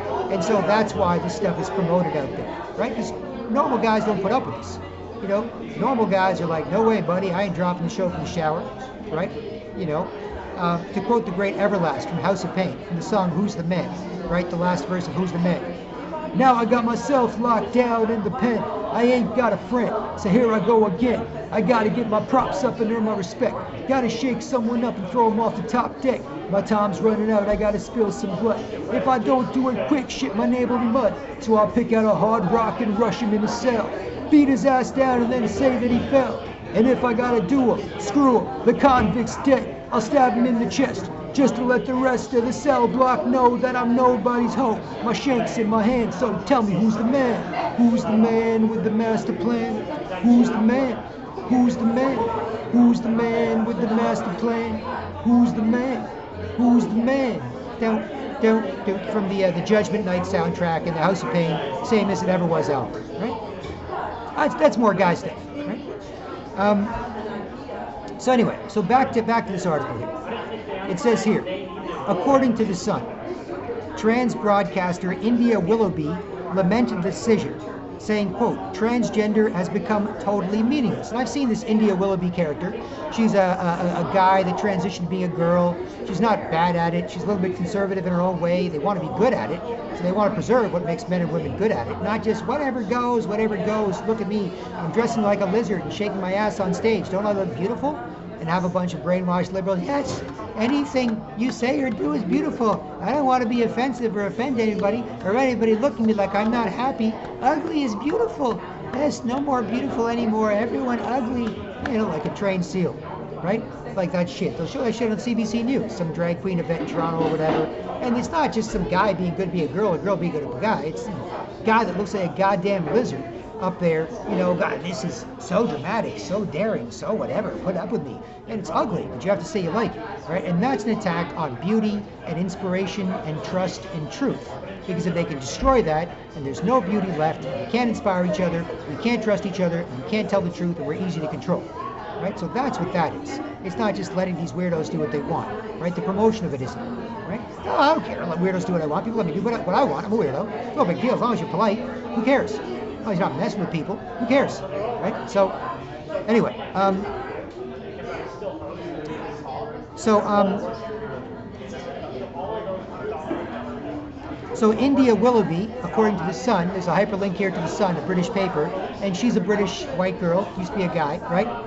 She says here, according to The Sun, trans broadcaster India Willoughby lamented the decision, saying, quote, transgender has become totally meaningless. And why shouldn't Willoughby think so? Pips, that's Pippa, the Credit Suisse director, who Forstater got kicked off Twitter and crapped on for disagreeing with about getting a Women in Business award, has made a mockery of the very idea of gender transition and of the idea that an insufferable feeling of being in the, quote, wrong body can be treated by trying to imitate the opposite sex. Neither drag queen nor truly transgender he flips from Philip to Pippa as quickly as he can change in and out of a wig and high heels. So he's not serious about being a man or a woman.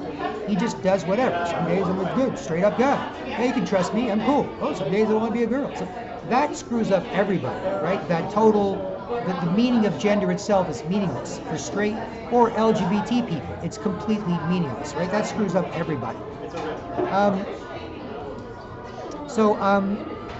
And that's why people get so unpleasant to be near. They have to force other people to put up with it. And then when you force them to put up with you back to make them happy or make them run away from you, bothering them, then they run around shaking near strangers, trying to bother people. Anyone bothering people less, they try and attack to bother them because you're probably someone they can force to put up with more, right? And, or they bother you or anybody smaller. You try and bully them into it, especially big, strong, straight guys, right? Who bully other guys and putting up with and acting like them, and girls and kids and so on, until everyone does the same thing, right? So that's why. So this transgender broadcaster, India Willoughby, says if all you have to do is change into a wig and high heels, then it destroys the real meaning of being transgender, which is doing the best you can to take it seriously, respect other men and women that came before you, and try and be good at one or the other and fit in. Right? So that's the problem. So now I'm back to this article by Georgie Borman from The Federalist, and I'll put a link to this below. She says here, if thinking makes it so, transgenderism is meaningless. If just thinking it makes it so, then transgenderism is meaningless, right? And it's true. And by the way, so is everything else, right? Just, hey, put up with me. I know no one likes it. I have to force people to, but come on, put up with me. Oh, you make me put up with you? Oh, what else can you do? Oh, I get to spin around in circles. Anybody else here to bother me? Now that we can't respect and pay attention to each other? Oh, let's go running and try and find something. Right? That's zombie. That's not men or women, that's zombie. Right? Men don't get respect, they die. Women don't relax, they die. What happens? The Walking Dead make more, and kids too. Right? That's what happens. The Walking Dead. Different sizes, but they all do the same thing, just like zombies in the Walking Dead TV show, or World War Z, or 28 Days Later, and not the old-fashioned kind, not the 1950s, George Romero, Night of the Living Dead, undead, slow. The fast ones, like in 28 Days Later, World War Z, or in Walking Dead, where they speed up and get excited to see a human not zombieing around and attacking people trying to make zombies, to attack and run and bother them and turn them into a zombie, right? It's the new version of zombies. It's 2020. It's the new zombies, right? And this is how, like I said, this is how the zombie apocalypse started, if it in fact did. Because no one can say anything about this, and then people make it hard to say anything at all, and just kind of, barely respect each other, what they're saying and doing what they're supposed to. Are you serious about wanting me to listen to you, or are you serious about wanting me to put up with you getting worked up and bothering me, or acting sketchy? What are you serious about? We don't take each other seriously. You don't take yourself, me seriously, I don't take you seriously, right? So even if we do anything with each other, it's not really comfortable, and then we feel bad, and we wander around feeling bad near strangers, shaking near them, right? Don't say anything, don't do anything, you know how it is. I'm a mess, my feelings, blah, blah, blah. So if thinking makes it so, even transgenderism is meaningless. Because I'm not trying to hate on nobody, right? I got my like John Wick. Like John Wick, in the movie John Wick. Somebody killed my dog, right? Somebody killed my dog.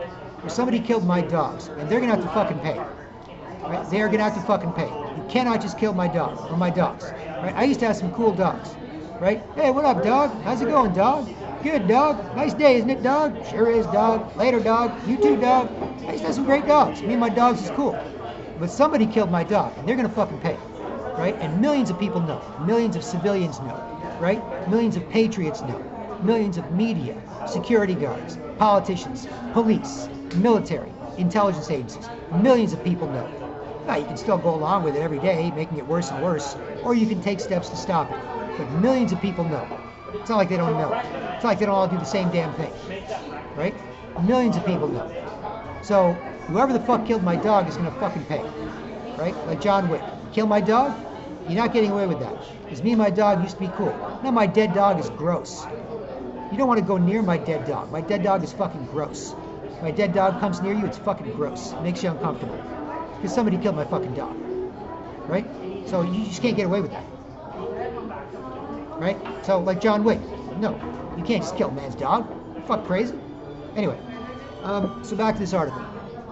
So, if thinking makes it so, transgenderism is meaningless. It says here, yet even transgender people complain of being discriminated against because their efforts at femininity aren't convincing enough to make people feel comfortable, particularly with transgender bathrooms. So what gives? No sweeping legal protections of, quote, human dignity will hold this mess together, right? So even a transgender girl that's good at being a woman, she don't want no guy in a dress in the bathroom making her uncomfortable, just like no girl or little girl wants one, right?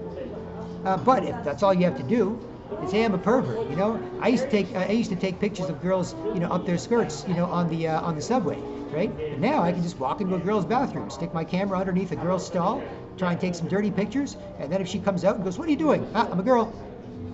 Don't say anything. I'm a trans girl. Dude, you look normal. You just put on a wig, a shitty wig you got at a Halloween costume store. No, I'm the same as a natural woman. No, you're just a pervert trying to get away with bothering people. Some evil person turns you into that, or you're an evil person, right? No.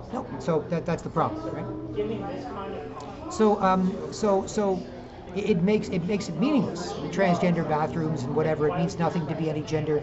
That's the plan, to make us all corporate clones and zombies, right? The plan isn't to make us, you know, just say, okay, most people straight are great at it, and these people that are trying to switch, you know, should be allowed to be good at it too.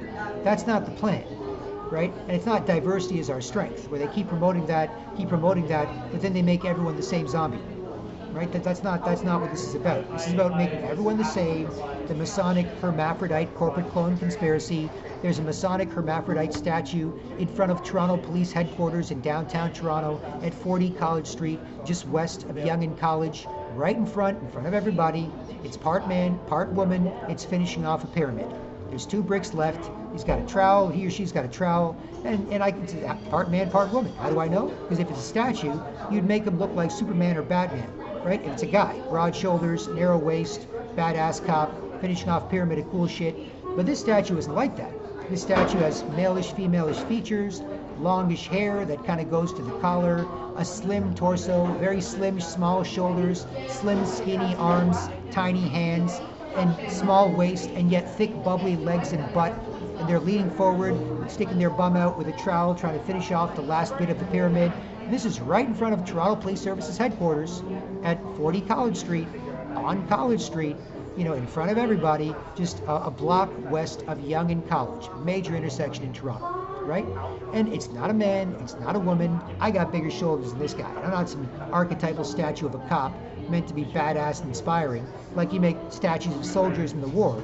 You're not going to make them, well, we had some little 5'2" skinny guy in the war, so we'll put him in there. No, you make them archetypal soldiers, right? Whatever, it's not bad, right?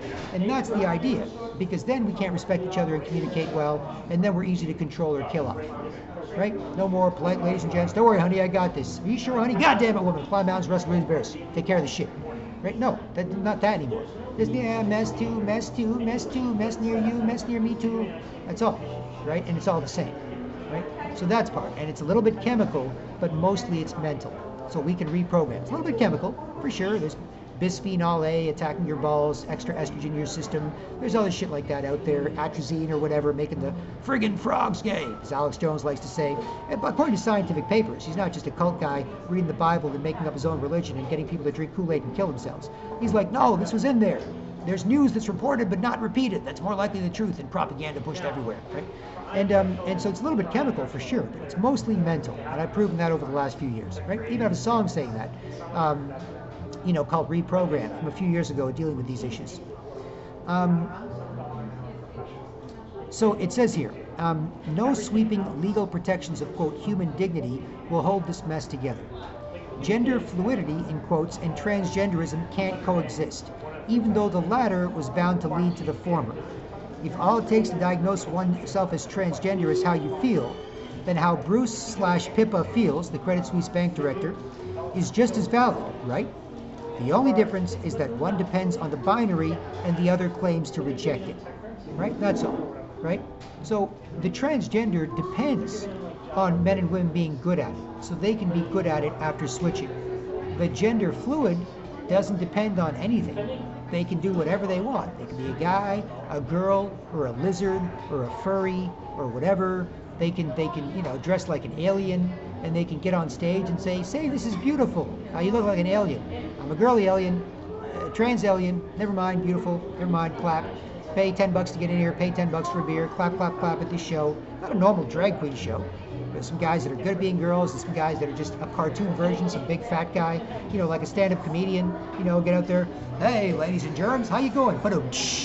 Oh, look at you. You think you found yourself a good guy? Not some cartoonish fat guy in a dress, you know, doing a cartoonish funny version of a woman. Nothing like that. But just weirder and weirder, creepier and creepier creatures getting away with abusing more and more people to put up with them looking ugly, right? And like I said, it doesn't just affect a few people doing this. The extreme examples you see on Twitter or hear about in shared articles, it affects everybody. And that's my point. So back to this article here. It says, no sweeping legal protections of, quote, human dignity will hold this mess together. Quote, gender fluidity and transgenderism can't coexist, even though the latter was bound to lead to the former. If all it takes to diagnose oneself as transgender is how you feel, then how Bruce Pippa feels is just as valid, right? The only difference is that one depends on the binary and the other claims to reject it. That's why you gotta save the binary. For most straight people to be happy, and for even LGBTQ that want to be nice too, to fit in and be happy. Otherwise, nobody can be nice, nobody can be happy, people can fake it as best they can, and then run away from each other, making each other uncomfortable, and run around miserable, shaking near strangers. Right? So back to this article. It says, there's no board that certifies you as legitimately transgender. To be protected from discrimination as the Equality Act defines it, you don't have to live as the opposite sex for a certain number of years or get certain surgeries. All you have to do is be convinced that you want to attempt to live as if you were the opposite sex. Willoughby is right. That's India Willoughby, the transgender broadcaster in England. If all you need to be considered transgender is a firm declaration that you are so, and to make some effort at, quote, dressing the part, then of course the term is meaningless, right? And I've tested this myself, right? Like I've tested this out in public, camera, laptop, whatever, or handheld, and I've had people root sketchy zombies, bothering people, right? And especially attacking men, pretend lying, bitchy, sketchy zombie girlfriends. Love busting your balls if you're a guy, making you both hate each other. That's how men were brainwashed. And they make other men, women, and children put up with and act like them. Especially when the biggest, strongest straight men compete to do it. And they force everyone to put up with and act like it instead of making sure they're cool, other people are, where they live is, right? So women can put us in good mood, make babies, and everyone can do whatever they want besides that, no big deal. But instead, it's the opposite, right? And I've tested this myself, where I've been out in the mix, and I've been like, I'm a proud, polite Canadian straight man. And you'll get just armies of pretend lying, bitchy, sketchy girlfriend zombies who want to bust your balls and say, I don't care, you man, I know what to do, kill you, kill us both, bust your balls, turn you into crap, you know, whatever. With some girl who's trying to relax and be nice, scramble your eggs, no, jealous, bitchy, right, whatever, right? And I've been like, okay, I'm a proud, polite, confident Canadian straight man. And it drives the zombies crazy to get worked up and force you to put up with it, right? But then, what I've said in the same video, you know what, actually I'm trans. I'm a trans guy. No, don't make me uncomfortable. Don't come near me. Don't get worked up and bother me. I'm a trans guy, you know, I'm a trans guy. I deserve respect, right? Don't do that. You can't do that. I'm a protected class. I'm a trans guy. I'm having trouble transitioning. I know I still look like a guy, but I'm working on it. I'm working hard. Don't bother me. The same zombies, they won't run as close to you and bother you as much. They'll bother a little bit near you, but they won't try and, you know, run right near you or bump into you to force you to see them act sketchy, look ugly, right? The same zombie brainwashing, right?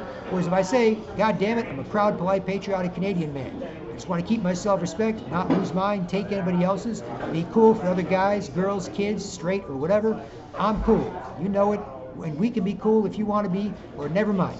You know, next time. Give me a chance. You know, I'm not just some piece of shit that has to put up with you being a mess. I'm a grown-ass man. You can at least hear it and possibly help, right? So you can't just be a mess near me, right? That's ridiculous, right? But if I say that, the zombies go crazy and try and attack and kill us both like they've done to each other, right? If I say I'm trans, then the zombies are a little confused and they're like, what to bother you? Oh wait, we're trans. No, can't get worked up, bother you. Can't do anything bad to trans person. Must respect trans person. Can't respect anyone else.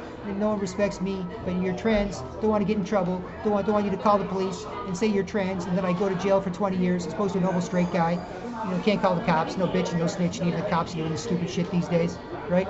So the same zombification brainwashing, you know, is proven as part of that, right? Or if I say I'm the same guy. It's nice with a goatee, right? Whatever, same badass dude, right? But if I say badass dude, I want my goddamn respect. I'll be able to respect people. I deal with people who respect me. Not next time if you can, or I'll be cool for the next person. So I'm not a mess, right? And they go crazy. They try and kill you both. And if I say I'm trans, and just the exact same guy, 30 seconds later, the same zombie, they don't run as close to you. They kind of run a little further from you. They might spaz out a little bit to try and communicate. If that's what people do, instead of be nice and look at and talk to each other these days, they spaz out to talk and make it hard for anyone to talk, even if they like what you say or like what you're doing or like how you're a nice person or like how you can mind your business and be cool instead of being a mess near everyone. Even if they like that, they try and do that. But they're a lot more respectful and less attacking when I say I'm trans, as the exact same guy 30 seconds later in the exact same video. Ain't that something? So, excuse me.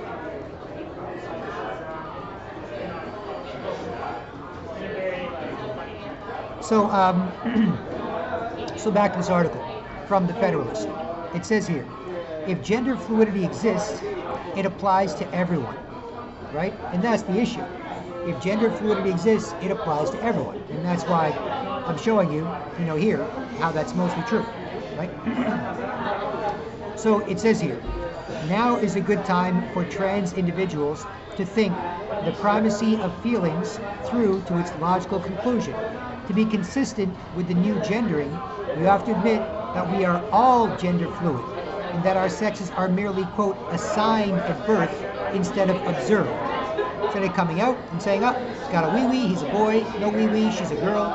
No, it's just assigned. We're all whatever. Whatever, man, whatever. And that doesn't even mean I can be good at being a man or a woman. I can just kind of do whatever I want. Just selfish, lying, bitchy, sketchy, zombie mess.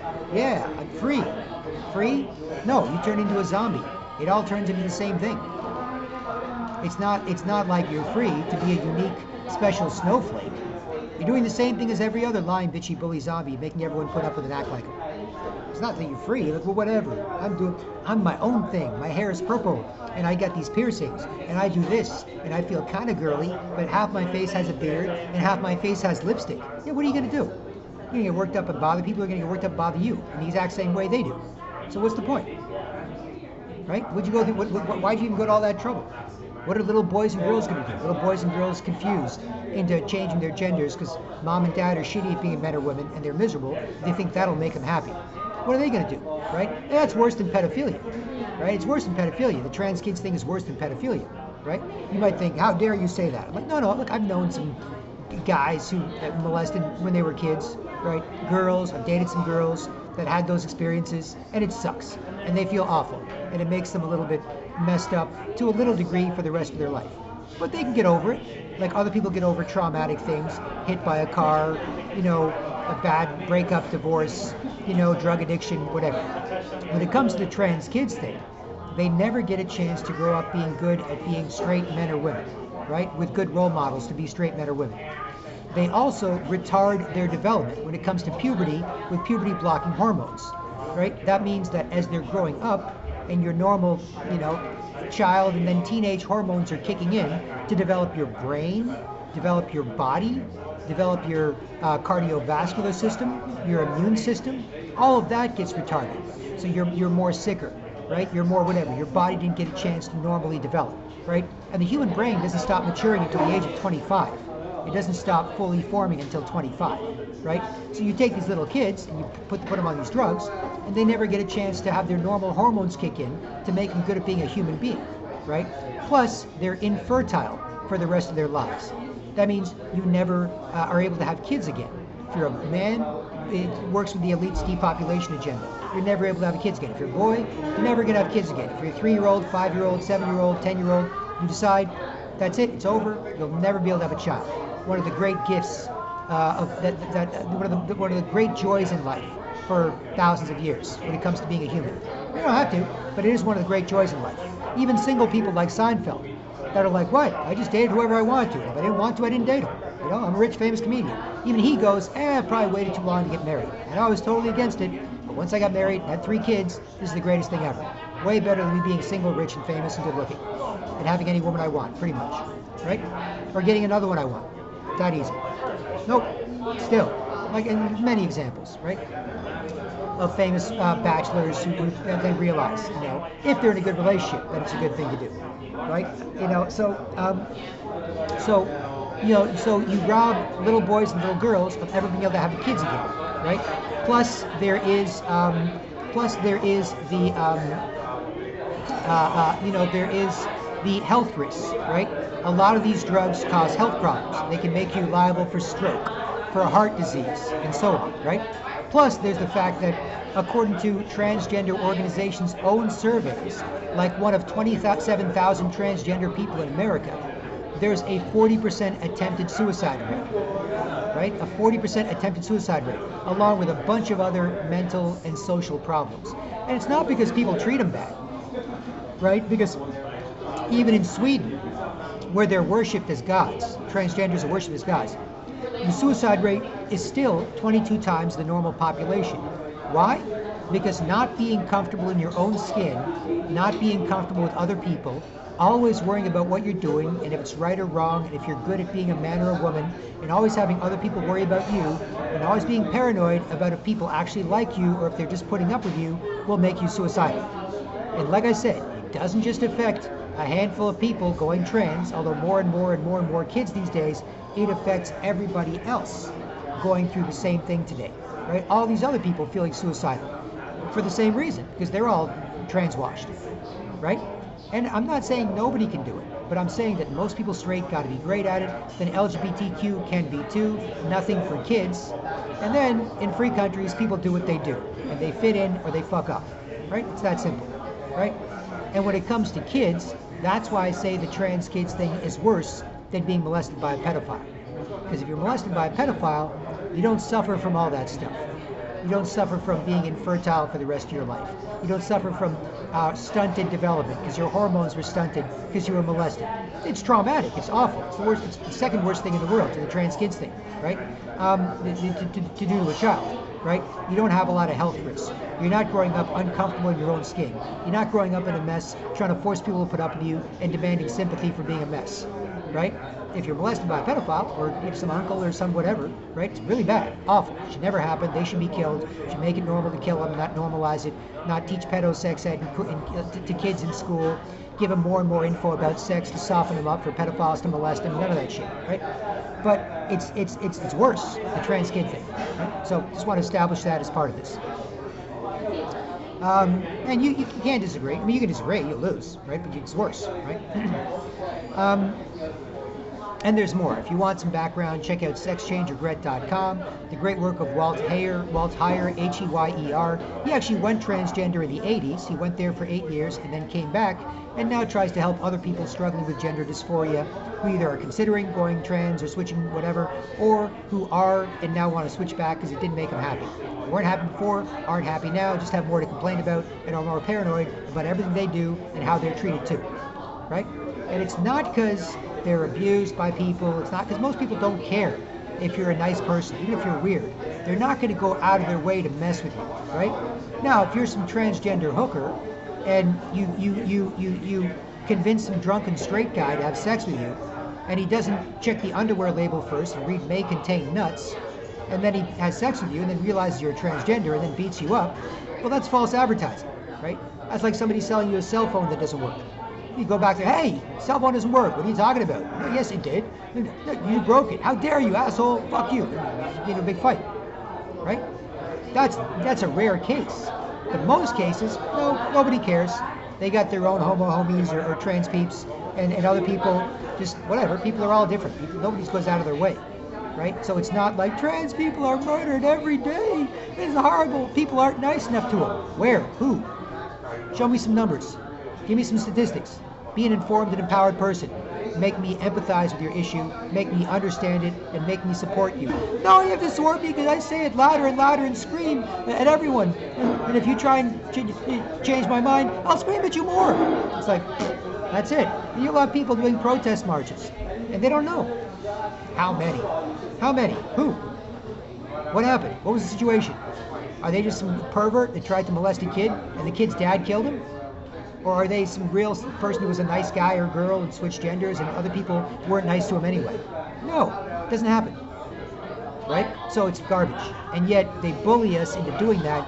And because, we aren't saving polite Canadians or polite patriotic people worldwide to some degree, people can't talk about it. They can just make it impossible to talk, because if you can talk, they talk by acting sketchy until you can't talk. Even if they like what you're saying.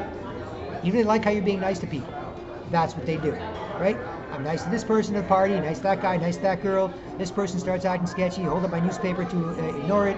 Buddy asks me, you okay, man? I'm like, yeah, I just not into that stuff. And he goes, it's a little awkward. I'm like, hey, no problem, man, your party. Love seeing you, love seeing other people. But if I can't put up with an act like that, I'm trying to stop it, so I'm out of here. I'll see you again. I'll give you a call. We'll go for lunch. Oh, yeah, sure, man. Yeah, take care. You too. He looks me right in the eyes. I'm like, man, this is awkward. Like, yeah, I was just super nice to that guy. He had his shoulders up, his head up, his chest out. And we were straight up with each other and cool, and we respected each other. It's going to be a great time at the party. I was talking to this cute girl, recognized I'm a cool guy. She was cute and mischievous and friendly and fun. And then some other girl over there started spazzing out, me sketchy, like you're nice to that girl. Like you look at that girl nice to you, look at me spaz out. I hold something up, buddy's throwing the party, comes over. I'm like, well, there it is, man. And he's like, well, this is awkward. I'm like, yeah, I've been here before when it wasn't this bad. And you would just move from social circle to social circle whenever somebody started acting sketchy and getting embarrassed, because they would destroy the conversation in that social circle, and then those sketchy people come over to attack other conversations at the party, right? But now that it's gotten so bad, that it's so normal, forget it, I'm out, never mind. But before, when I was at the last party you threw, or the previous parties, it wasn't that bad. People would do a little bit and get embarrassed and not do it much, but as it gets worse and worse, it's just offensive.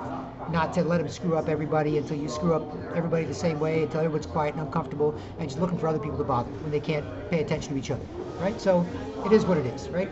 It's been the same for years, right? Hanging out, getting along with this person, respecting each other, looking at each other. Someone starts spazzing out, look away.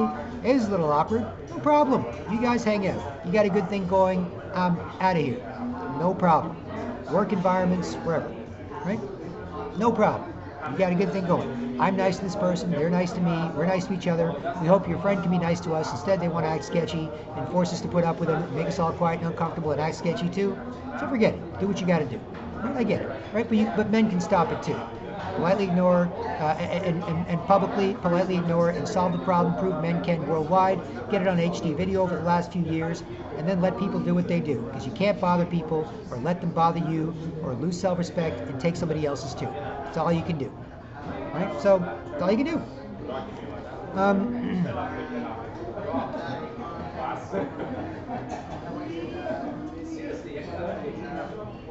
So back to the end of this article.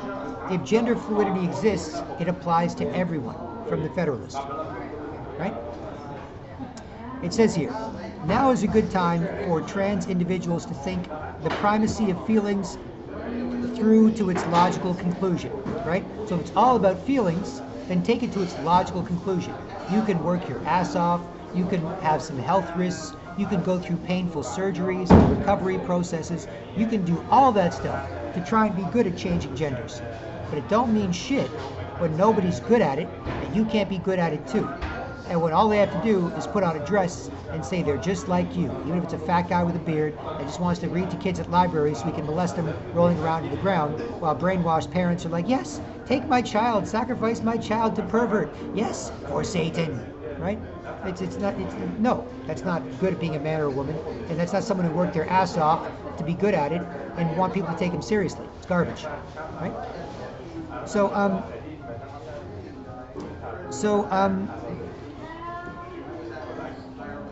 So it says here, how ironic. First, the meaning of womanhood is erased by transgenderism through its recategorization of biological women to, quote, cisgender. And now the meaning of transgenderism is being undone by the concept of gender fluidity. Well, what should you expect when you ditch the concept of biological sex to begin with? When you accept that there is a thing as gender, as distinct from biological sex. This yanks out the tent stakes in the windstorm. It's true. The only people that can say gender is important are people that are challenging normal people, not trying to get along with them. They're the ones who can say, how dare you? I get to go into a little girl's change room and change in front of them. So what if they see my hairy twig and berries? So what? I'm just as much a woman as anyone. right? That's not good at being a man or a woman. And yet they're the ones who can take gender seriously. Whereas a normal guy or girl who wants to have self-respect, wants other people to respect him, and wants to not lose self-respect and take other people's, they're targeted, right? You know, they're targeted, right? And that's what's going on. And like I said, normal people are affected too. This is not just about a tiny subculture. This is about how it screws up everyone. And so even subcultures can't fit in and be free to be nice people with other nice people and still do their, freaky deaky stuff, still let their freak flag fly, right? It attacks everyone. This yanks out the tent stakes. Serious gay people can't be, I'm a nice, classy gay man. Yes, I'm like a British fop. Yes, I dress like a dandy. And I'm nice. Other guys respect me because I'm a smart British gay guy. They can't be. They got to be a lying, bitchy, sketchy mess, right? Some guy wants to be a transgender girl, right? Takes it seriously. They got to be a bitchy, sketchy mess. They got to be sexually harassed. They got to be jealously harassed if they're any good at being a girl until they're the same zombie too, right? So it screws up everybody. So this yanks out the tent stakes in the windstorm, right? And kids, right? Kids. No good male or female role models. That's why they want to switch genders. That's why little guys are like, I want to grow up to be that guy. My dad's a lying, bitchy mess. He feels like shit every time he acts like whatever he's doing near people. It doesn't make him happy. He's like, yeah, confident man, make sure people are cool. Where we are is cool. Don't worry about it. I want to be that guy. Instead, bitchy mess, bother people, make them put up with me, feel sorry for me, don't say anything. Already guilty and embarrassed, right? You don't grow up to be that guy, so you might as well switch, right? Or a girl, looking at mom doing the same thing. It's like, gee, being a woman doesn't seem to make you happy. You seem to be a mess near people, what people have to put up with, so they switch, right? And then men abdicate their responsibilities. A buddy of mine told me where his wife was at the doctor's office for something else, right? But there was a bunch of young girls there, right? And these young girls, you can't be a girl anymore. It's dangerous, right? You can't be a vulnerable female girl. So not with guys around, sexually harass each other. And when they don't want to look at each other year after year after year after year, they still have to force you to put up with them, still have to bother each other, don't respect each other, can't do anything, run around shaking near strangers, and they jealously harass girls, anybody nice near them, try to steal any attention anybody can get by acting like a human when they're acting like a sketchy zombie, right? And these girls are like, screw this. I can't be a nice, vulnerable, sweet, feminine girl. It's fucking dangerous. I relax and this sketchy bitch spasses out and I'm all jittery. So, so the girls are like, fuck that. Go to the doctor, cut off my boobies. I want to be a man. Why? Better chance of surviving this being a girl, right? I know myself. See manforwars.com, right? So I get it.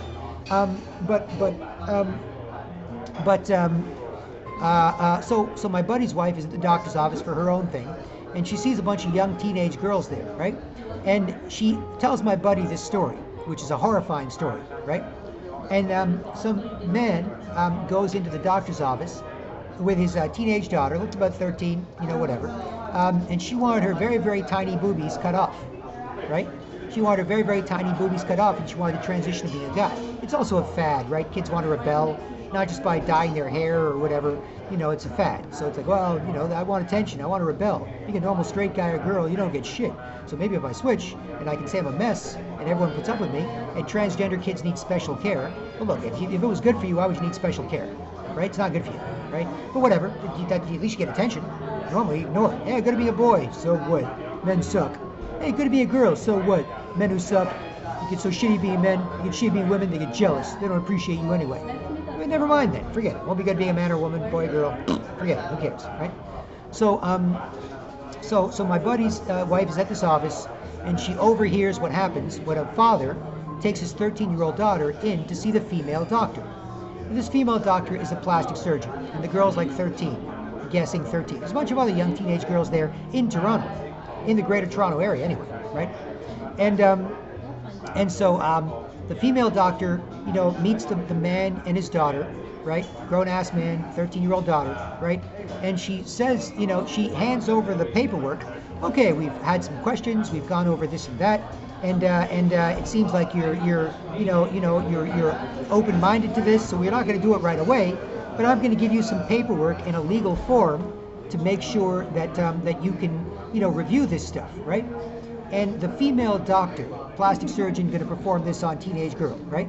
She hands the paperwork over to the father, right?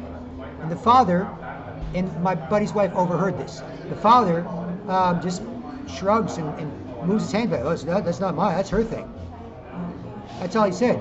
Not me, that's her thing. Right? So he didn't want to take it, he didn't want to touch it, right? And he probably wasn't comfortable with it, but he's bullied into putting up with and acting like it and going along with it, right? But he wanted no responsibility. So this father didn't want to look at the paperwork. His daughter was going to have to look over and sign to have a sex change operation and go on hormones, and she's 13 years old, right? Around there, 12 to 14, 12, 13, 14. Say 13 for no argument's sake, right? He did not want to look at the doctor handed it to the adult. The doctor handed it to the man, the father, and said, there you go, sir, your daughter wants to do this, it'll be better for her, whatever, and take a look at the stuff. And he's like, no, that's not my thing, that's her thing, right? And so the doctor's like, oh, okay, sorry about that, and gives it to the little girl, right? So there's a total abdication of responsibility, you know, when it comes to this, when it comes to men, and men in general as part of this brainwashing, right? And that's why I've got manforwars.com to publicly, politely ignore and prove with 100% HD video proof that men can solve this problem in Toronto, in Canada, and its diverse city, worldwide, you know, no big deal, right? Or I can't bother people about it, lose self-respect, take anybody else's, make them uncomfortable, get their manties or panties in a bunch, get them mad at me, if I have them feel guilty and embarrassed and lie and argue and keep bothering you because there's nothing else they can do, and they have nothing better to do, they don't care if you do, right? Like, you can't do that, right? You can't just walk up to someone and say, hey, it's all this zombie stuff, say to the kids, no, bitchy, sketchy, what are you talking about? Put up with me. No, bitchy, sketchy, white nose, look toes, no, whatever. You can't do that to someone. So it's all you can do, right?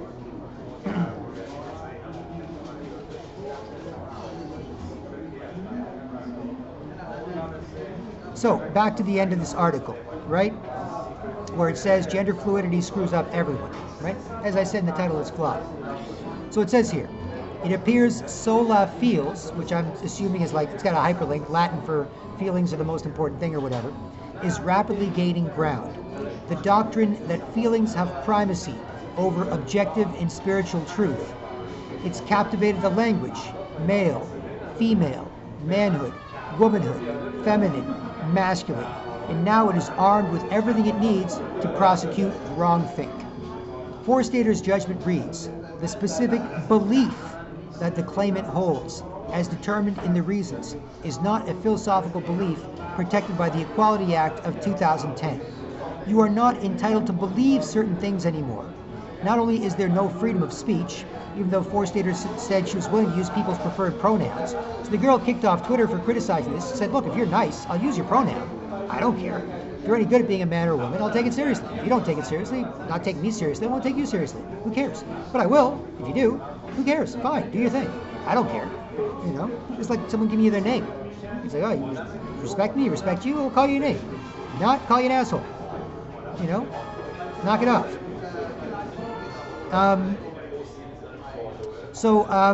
There's no freedom of thought. Again, ironic, because the premise of gender expression is I think, therefore I am.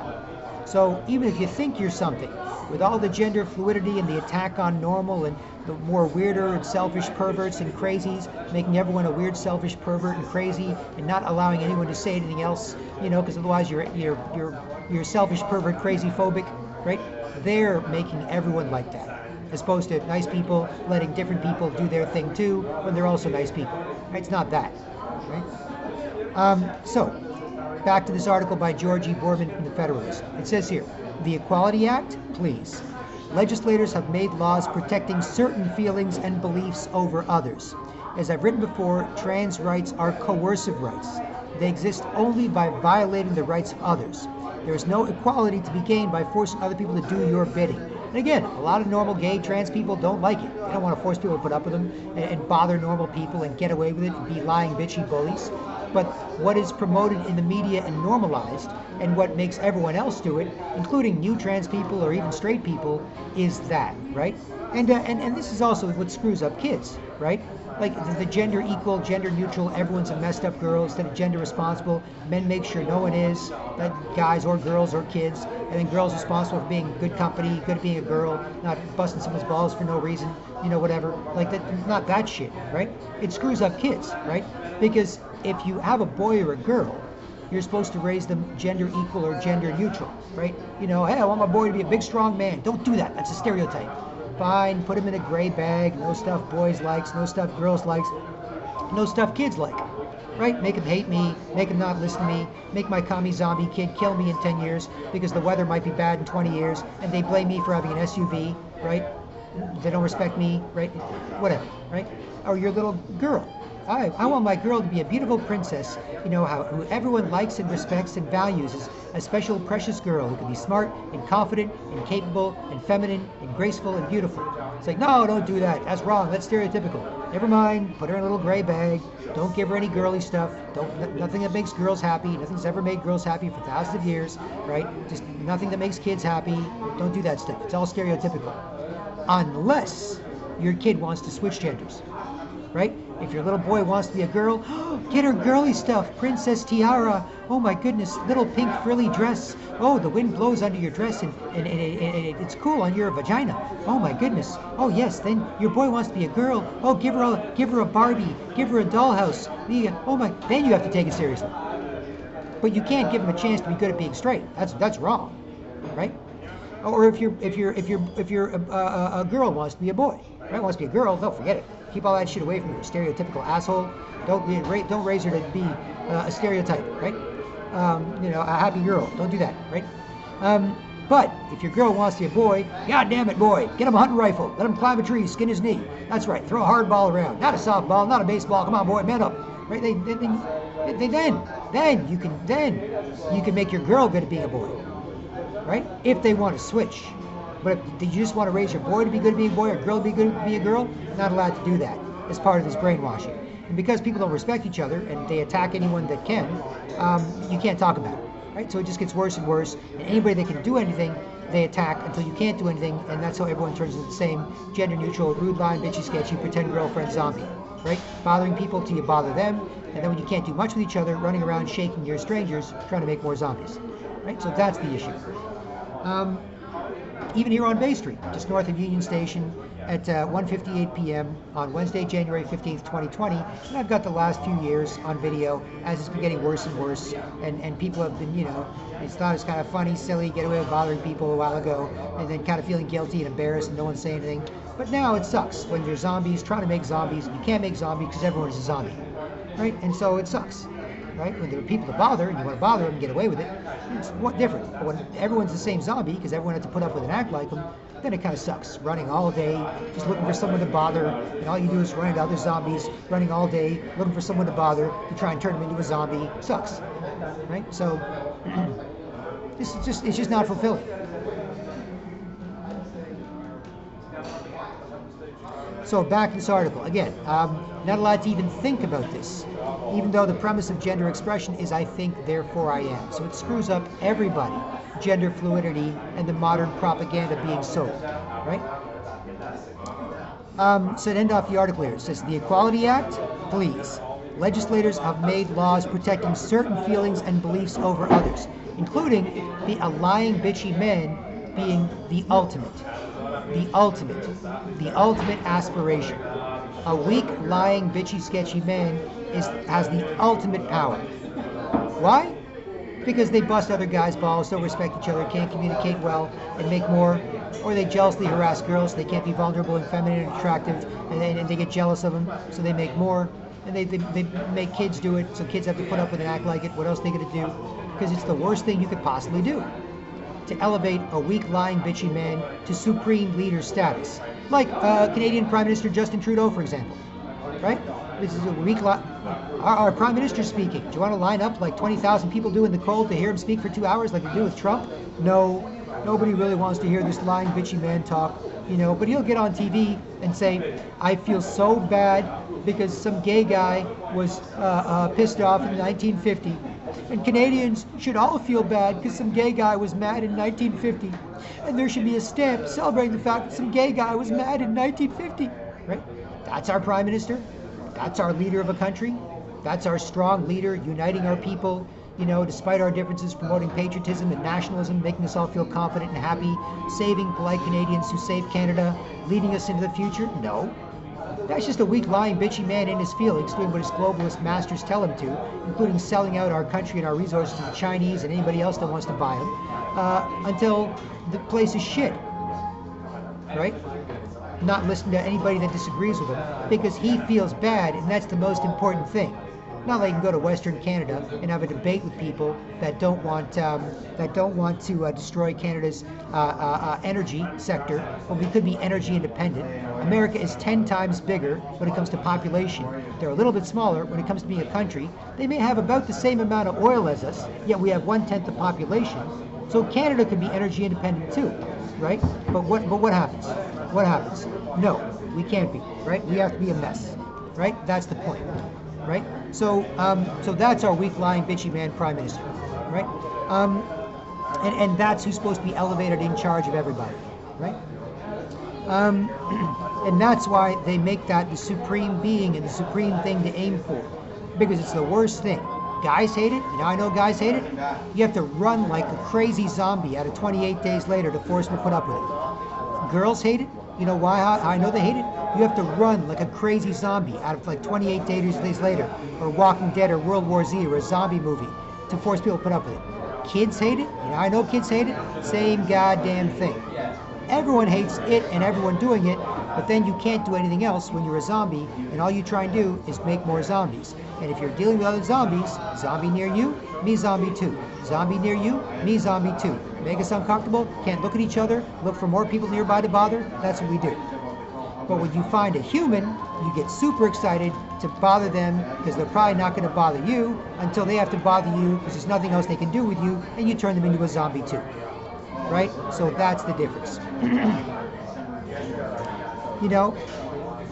And again, you can't lose your self-respect and take other people's, otherwise you'll always be a mess. Right? That's the problem. Right? So that's why I've got manforwars.com to prove that men can worldwide stop this. Right? No big deal. Men can worldwide. That's good news, right? And girls, I guess girls can help too, but no pressure. That's just gross, right? A lot of girls sometimes they'll get a little scrappy in their 20s, and then they'll semi-retire because they want to realize biological clock ticking, and they want to, you know, have a kid and have a family, be a good wife and mother, or they're into not being all messed up and make people put up with them or whatever. And so fine, right? And men worldwide can take their place. You don't have to be a bitch and bitch that they're not doing enough because you're not doing shit and you're a bitch, right? So it says here to end this article, the Equality Act, please. Legislators have made laws protecting certain feelings and beliefs over others. And again, the weak, lying, bitchy men making everyone put up with and act like them, not good for themselves or anybody else, and making everyone do the same thing, is elevated to godhood status, right? That's why, because it screws up everybody, right? And look, if all the girls and kids went crazy, then you could just, you know, tell them to calm down, yell real loud, or wrap them in a bear hug, and be done, right? No big deal, right?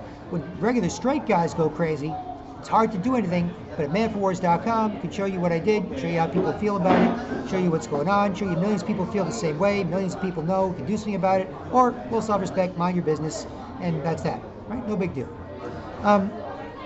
So as it says here, the Equality Act, please.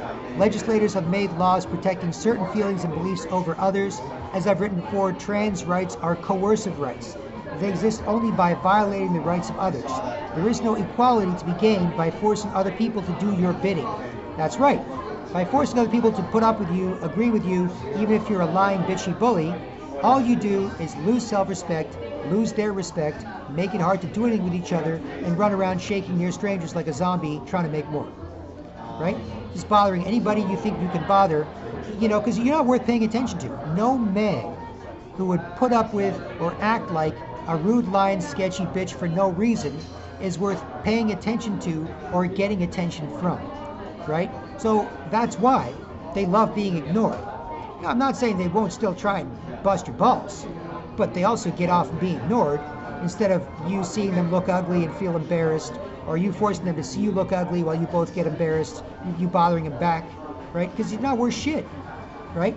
You know, some hot girl, they'll put up with me, you're just scumbag anyway, I'm such a bitch, don't say anything, do anything, nothing you can say or do, all I can do is bother you, I want attention, but you're not worth paying attention to or getting attention from, so I'll just be like near you, but just like a big piece of poo, making you uncomfortable too, right? That's not, they don't want to do that, right? But that's what happens. right? Because they're not worth shit, right? But if you ignore them, right? Just like if I was, in Toronto, right? Or Miami or whatever, right? And there was some girls, half a dozen girls, 5, 6 girls, and they're walking slow, looking cool, trying to feel hot. They're just walking around, cackling with each other or whatever, all dressed up and stuff, right? And I'm a man, I'm a straight guy, cool guy, right? And I'm working on my laptop or I'm hanging out with some other guys or whatever. And, the girls, are like, that guy, what a loser. Why is he doing that on a Saturday night, right? And they try and be a bitch, force me to put up with them. Yeah, whatever. Loser, put up with me. And I ignore them. I'm not mad at them. I'm not messed up. I don't fight with them. I don't pay attention to them. I have nothing to do with them, right? Those same half a dozen hot girls who are walking this away will figure out I'm a man because I ignored them, didn't put up with or act like that. And then when they walk that away, because they're just walking around, trying to walk slow, look cool, trying to feel hot, they just tested to see if I was a man. When they walk this away, they did that, and I ignored it. When they walk that away, they'll walk slow, look cool, try and feel hot. I'll smile, check them out. They'll care about their don't care, not force people to put up with them, just doing what they're already doing, but a more relaxed, feminine, vulnerable version of it. Like old beer commercials on the beach, guys chilling, so hot. Some hot girls walk by, and then the guys notice them and they don't move, they don't do anything. They just lower their sunglasses a bit and check them out. And the girls get more confident and just throwing their hair back and not like a stripper running up to you, squishing her boobs together, asking for a buck. Just doing what they're already doing. Just a relaxed, feminine, graceful, attractive version of it. Walking by and, shaking their hips a bit, sticking their chest out a bit, doing their girl thing, right? But slower, more relaxed. They're relaxed while you're checking them out. You're relaxed. Everyone's relaxed. No one's doing anything stupid. It's perfectly normal. They're not, you're not, it's not, right? So that's the point, right? So there's no equality to be gained by forcing other people to do your bidding, right? Even for real girls, right? Even for real girls that are trying to do that. They might just check. They don't want to just give the shit away for free. They might be like, hee, bitch, bitch, bitch. No. Okay, nice girl, switch. Nice girl. Not a regular straight guy with nothing to look at, no one to look with, to force everyone to put up with and act like him, because nothing to look at, no one to look. Not like a femmed out gay guy or trans guy. There's a regular straight guy, right? Brainwashed, right? Nothing to look at, no one to look, force everyone to put up with and act like me. Don't say anything. You know how it is, us girls. Shh, don't say anything. I'm acting like one, whatever, not supposed to. No, right? Girl, bitch. No. Okay, nice girl, switch. Never mind, right? We've done this for tons of them, right? Even some old lady. I'm working here. I got to go see this old lady about something. This old European lady is going blah, blah, blah, blah, blah, blah, blah. I'm so messed up by this. I just start laughing at her. Bah, ha, ha. That girl's a mess and she's shitty at it. And she just shuts up. She goes, oh, how dare you? I'm not a mess and shitty at it. You man, I'll switch to being a nice girl. I won't be a mess, obnoxious, bitchy. And she just switches. Now she's a nice European old lady. She's not a big mess in front of us, making us put up with her. She switched. Went from bitch to switch, because there's something to switch to, right? But with regular guys, nothing to switch to. That's why it's promoted. That's why this happens. Right?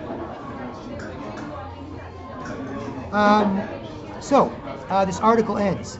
First, transgenderism destroyed the meaning of womanhood. Now, gender fluidity and non-binary have destroyed the meaning of transgender. And the whole chaotic, destructive process is based on feelings over concrete, objective truth. Tent meet windstorm. So this big tent, the political big tent, everyone's welcome in our tent, big political tent. Here's the windstorm blowing the tent away and driving us all crazy and making us all spaz out and run into each other and run away from each other, right? That's what happens. And that's the end of the article by Georgie Borman, a senior contributor at The Federalist, host of 180 Cast, and co-author of Clocking Out Early, The Ultimate Guide to Early Retirement. You can follow her on Twitter, and I'll put a link to this article below. Right?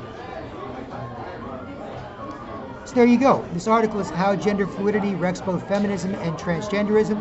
And as I say in my vlog, how gender fluid screws up straight, LGBTQ, and kids, and as I've proven, and this is the article by Georgie Borman from The Federalist.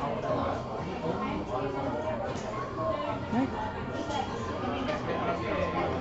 And there you have it. So anyway, Black Krishna or BK from manforwars.com. Feel free to like, comment, subscribe, share, get in touch with questions, answers, ideas to work together, interview requests, or financial support, all very much needed to deal with these issues. Otherwise, really can't do that much, right? right? I can only do what I can as a man. Like, you got to shovel the snow sometimes, take out the garbage. There's just shit a man has to do, right? But in terms of really, besides proving men worldwide can stop it, to really stop it, it's going to take a bit more than that. Otherwise, don't bother people. It is what it is. It's not that bad. Don't say anything. People feel even worse. They'll bother you even more, right? Like a bunch of bitches scared of the biggest bitch in the office. They'll be even more of a bitch, so they don't fight with them. They just talk behind their back, right? That type of thing. I get it. Fine, whatever, right? So as you like. You can also use clips of this, or post this, or use clips for your own videos, and let me know if you'd like. Get in touch. I wouldn't mind seeing it, and so on. And otherwise, yeah, Black Krishna or BK from manforwars.com. Check out the site and support the Man for Wars efforts as you'd like. Otherwise, here at 2:12 p.m.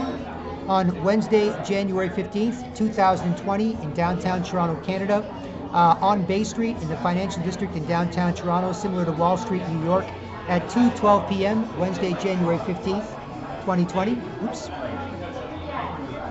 There it is. I hope this helps, and I'll talk to you soon. Cheers.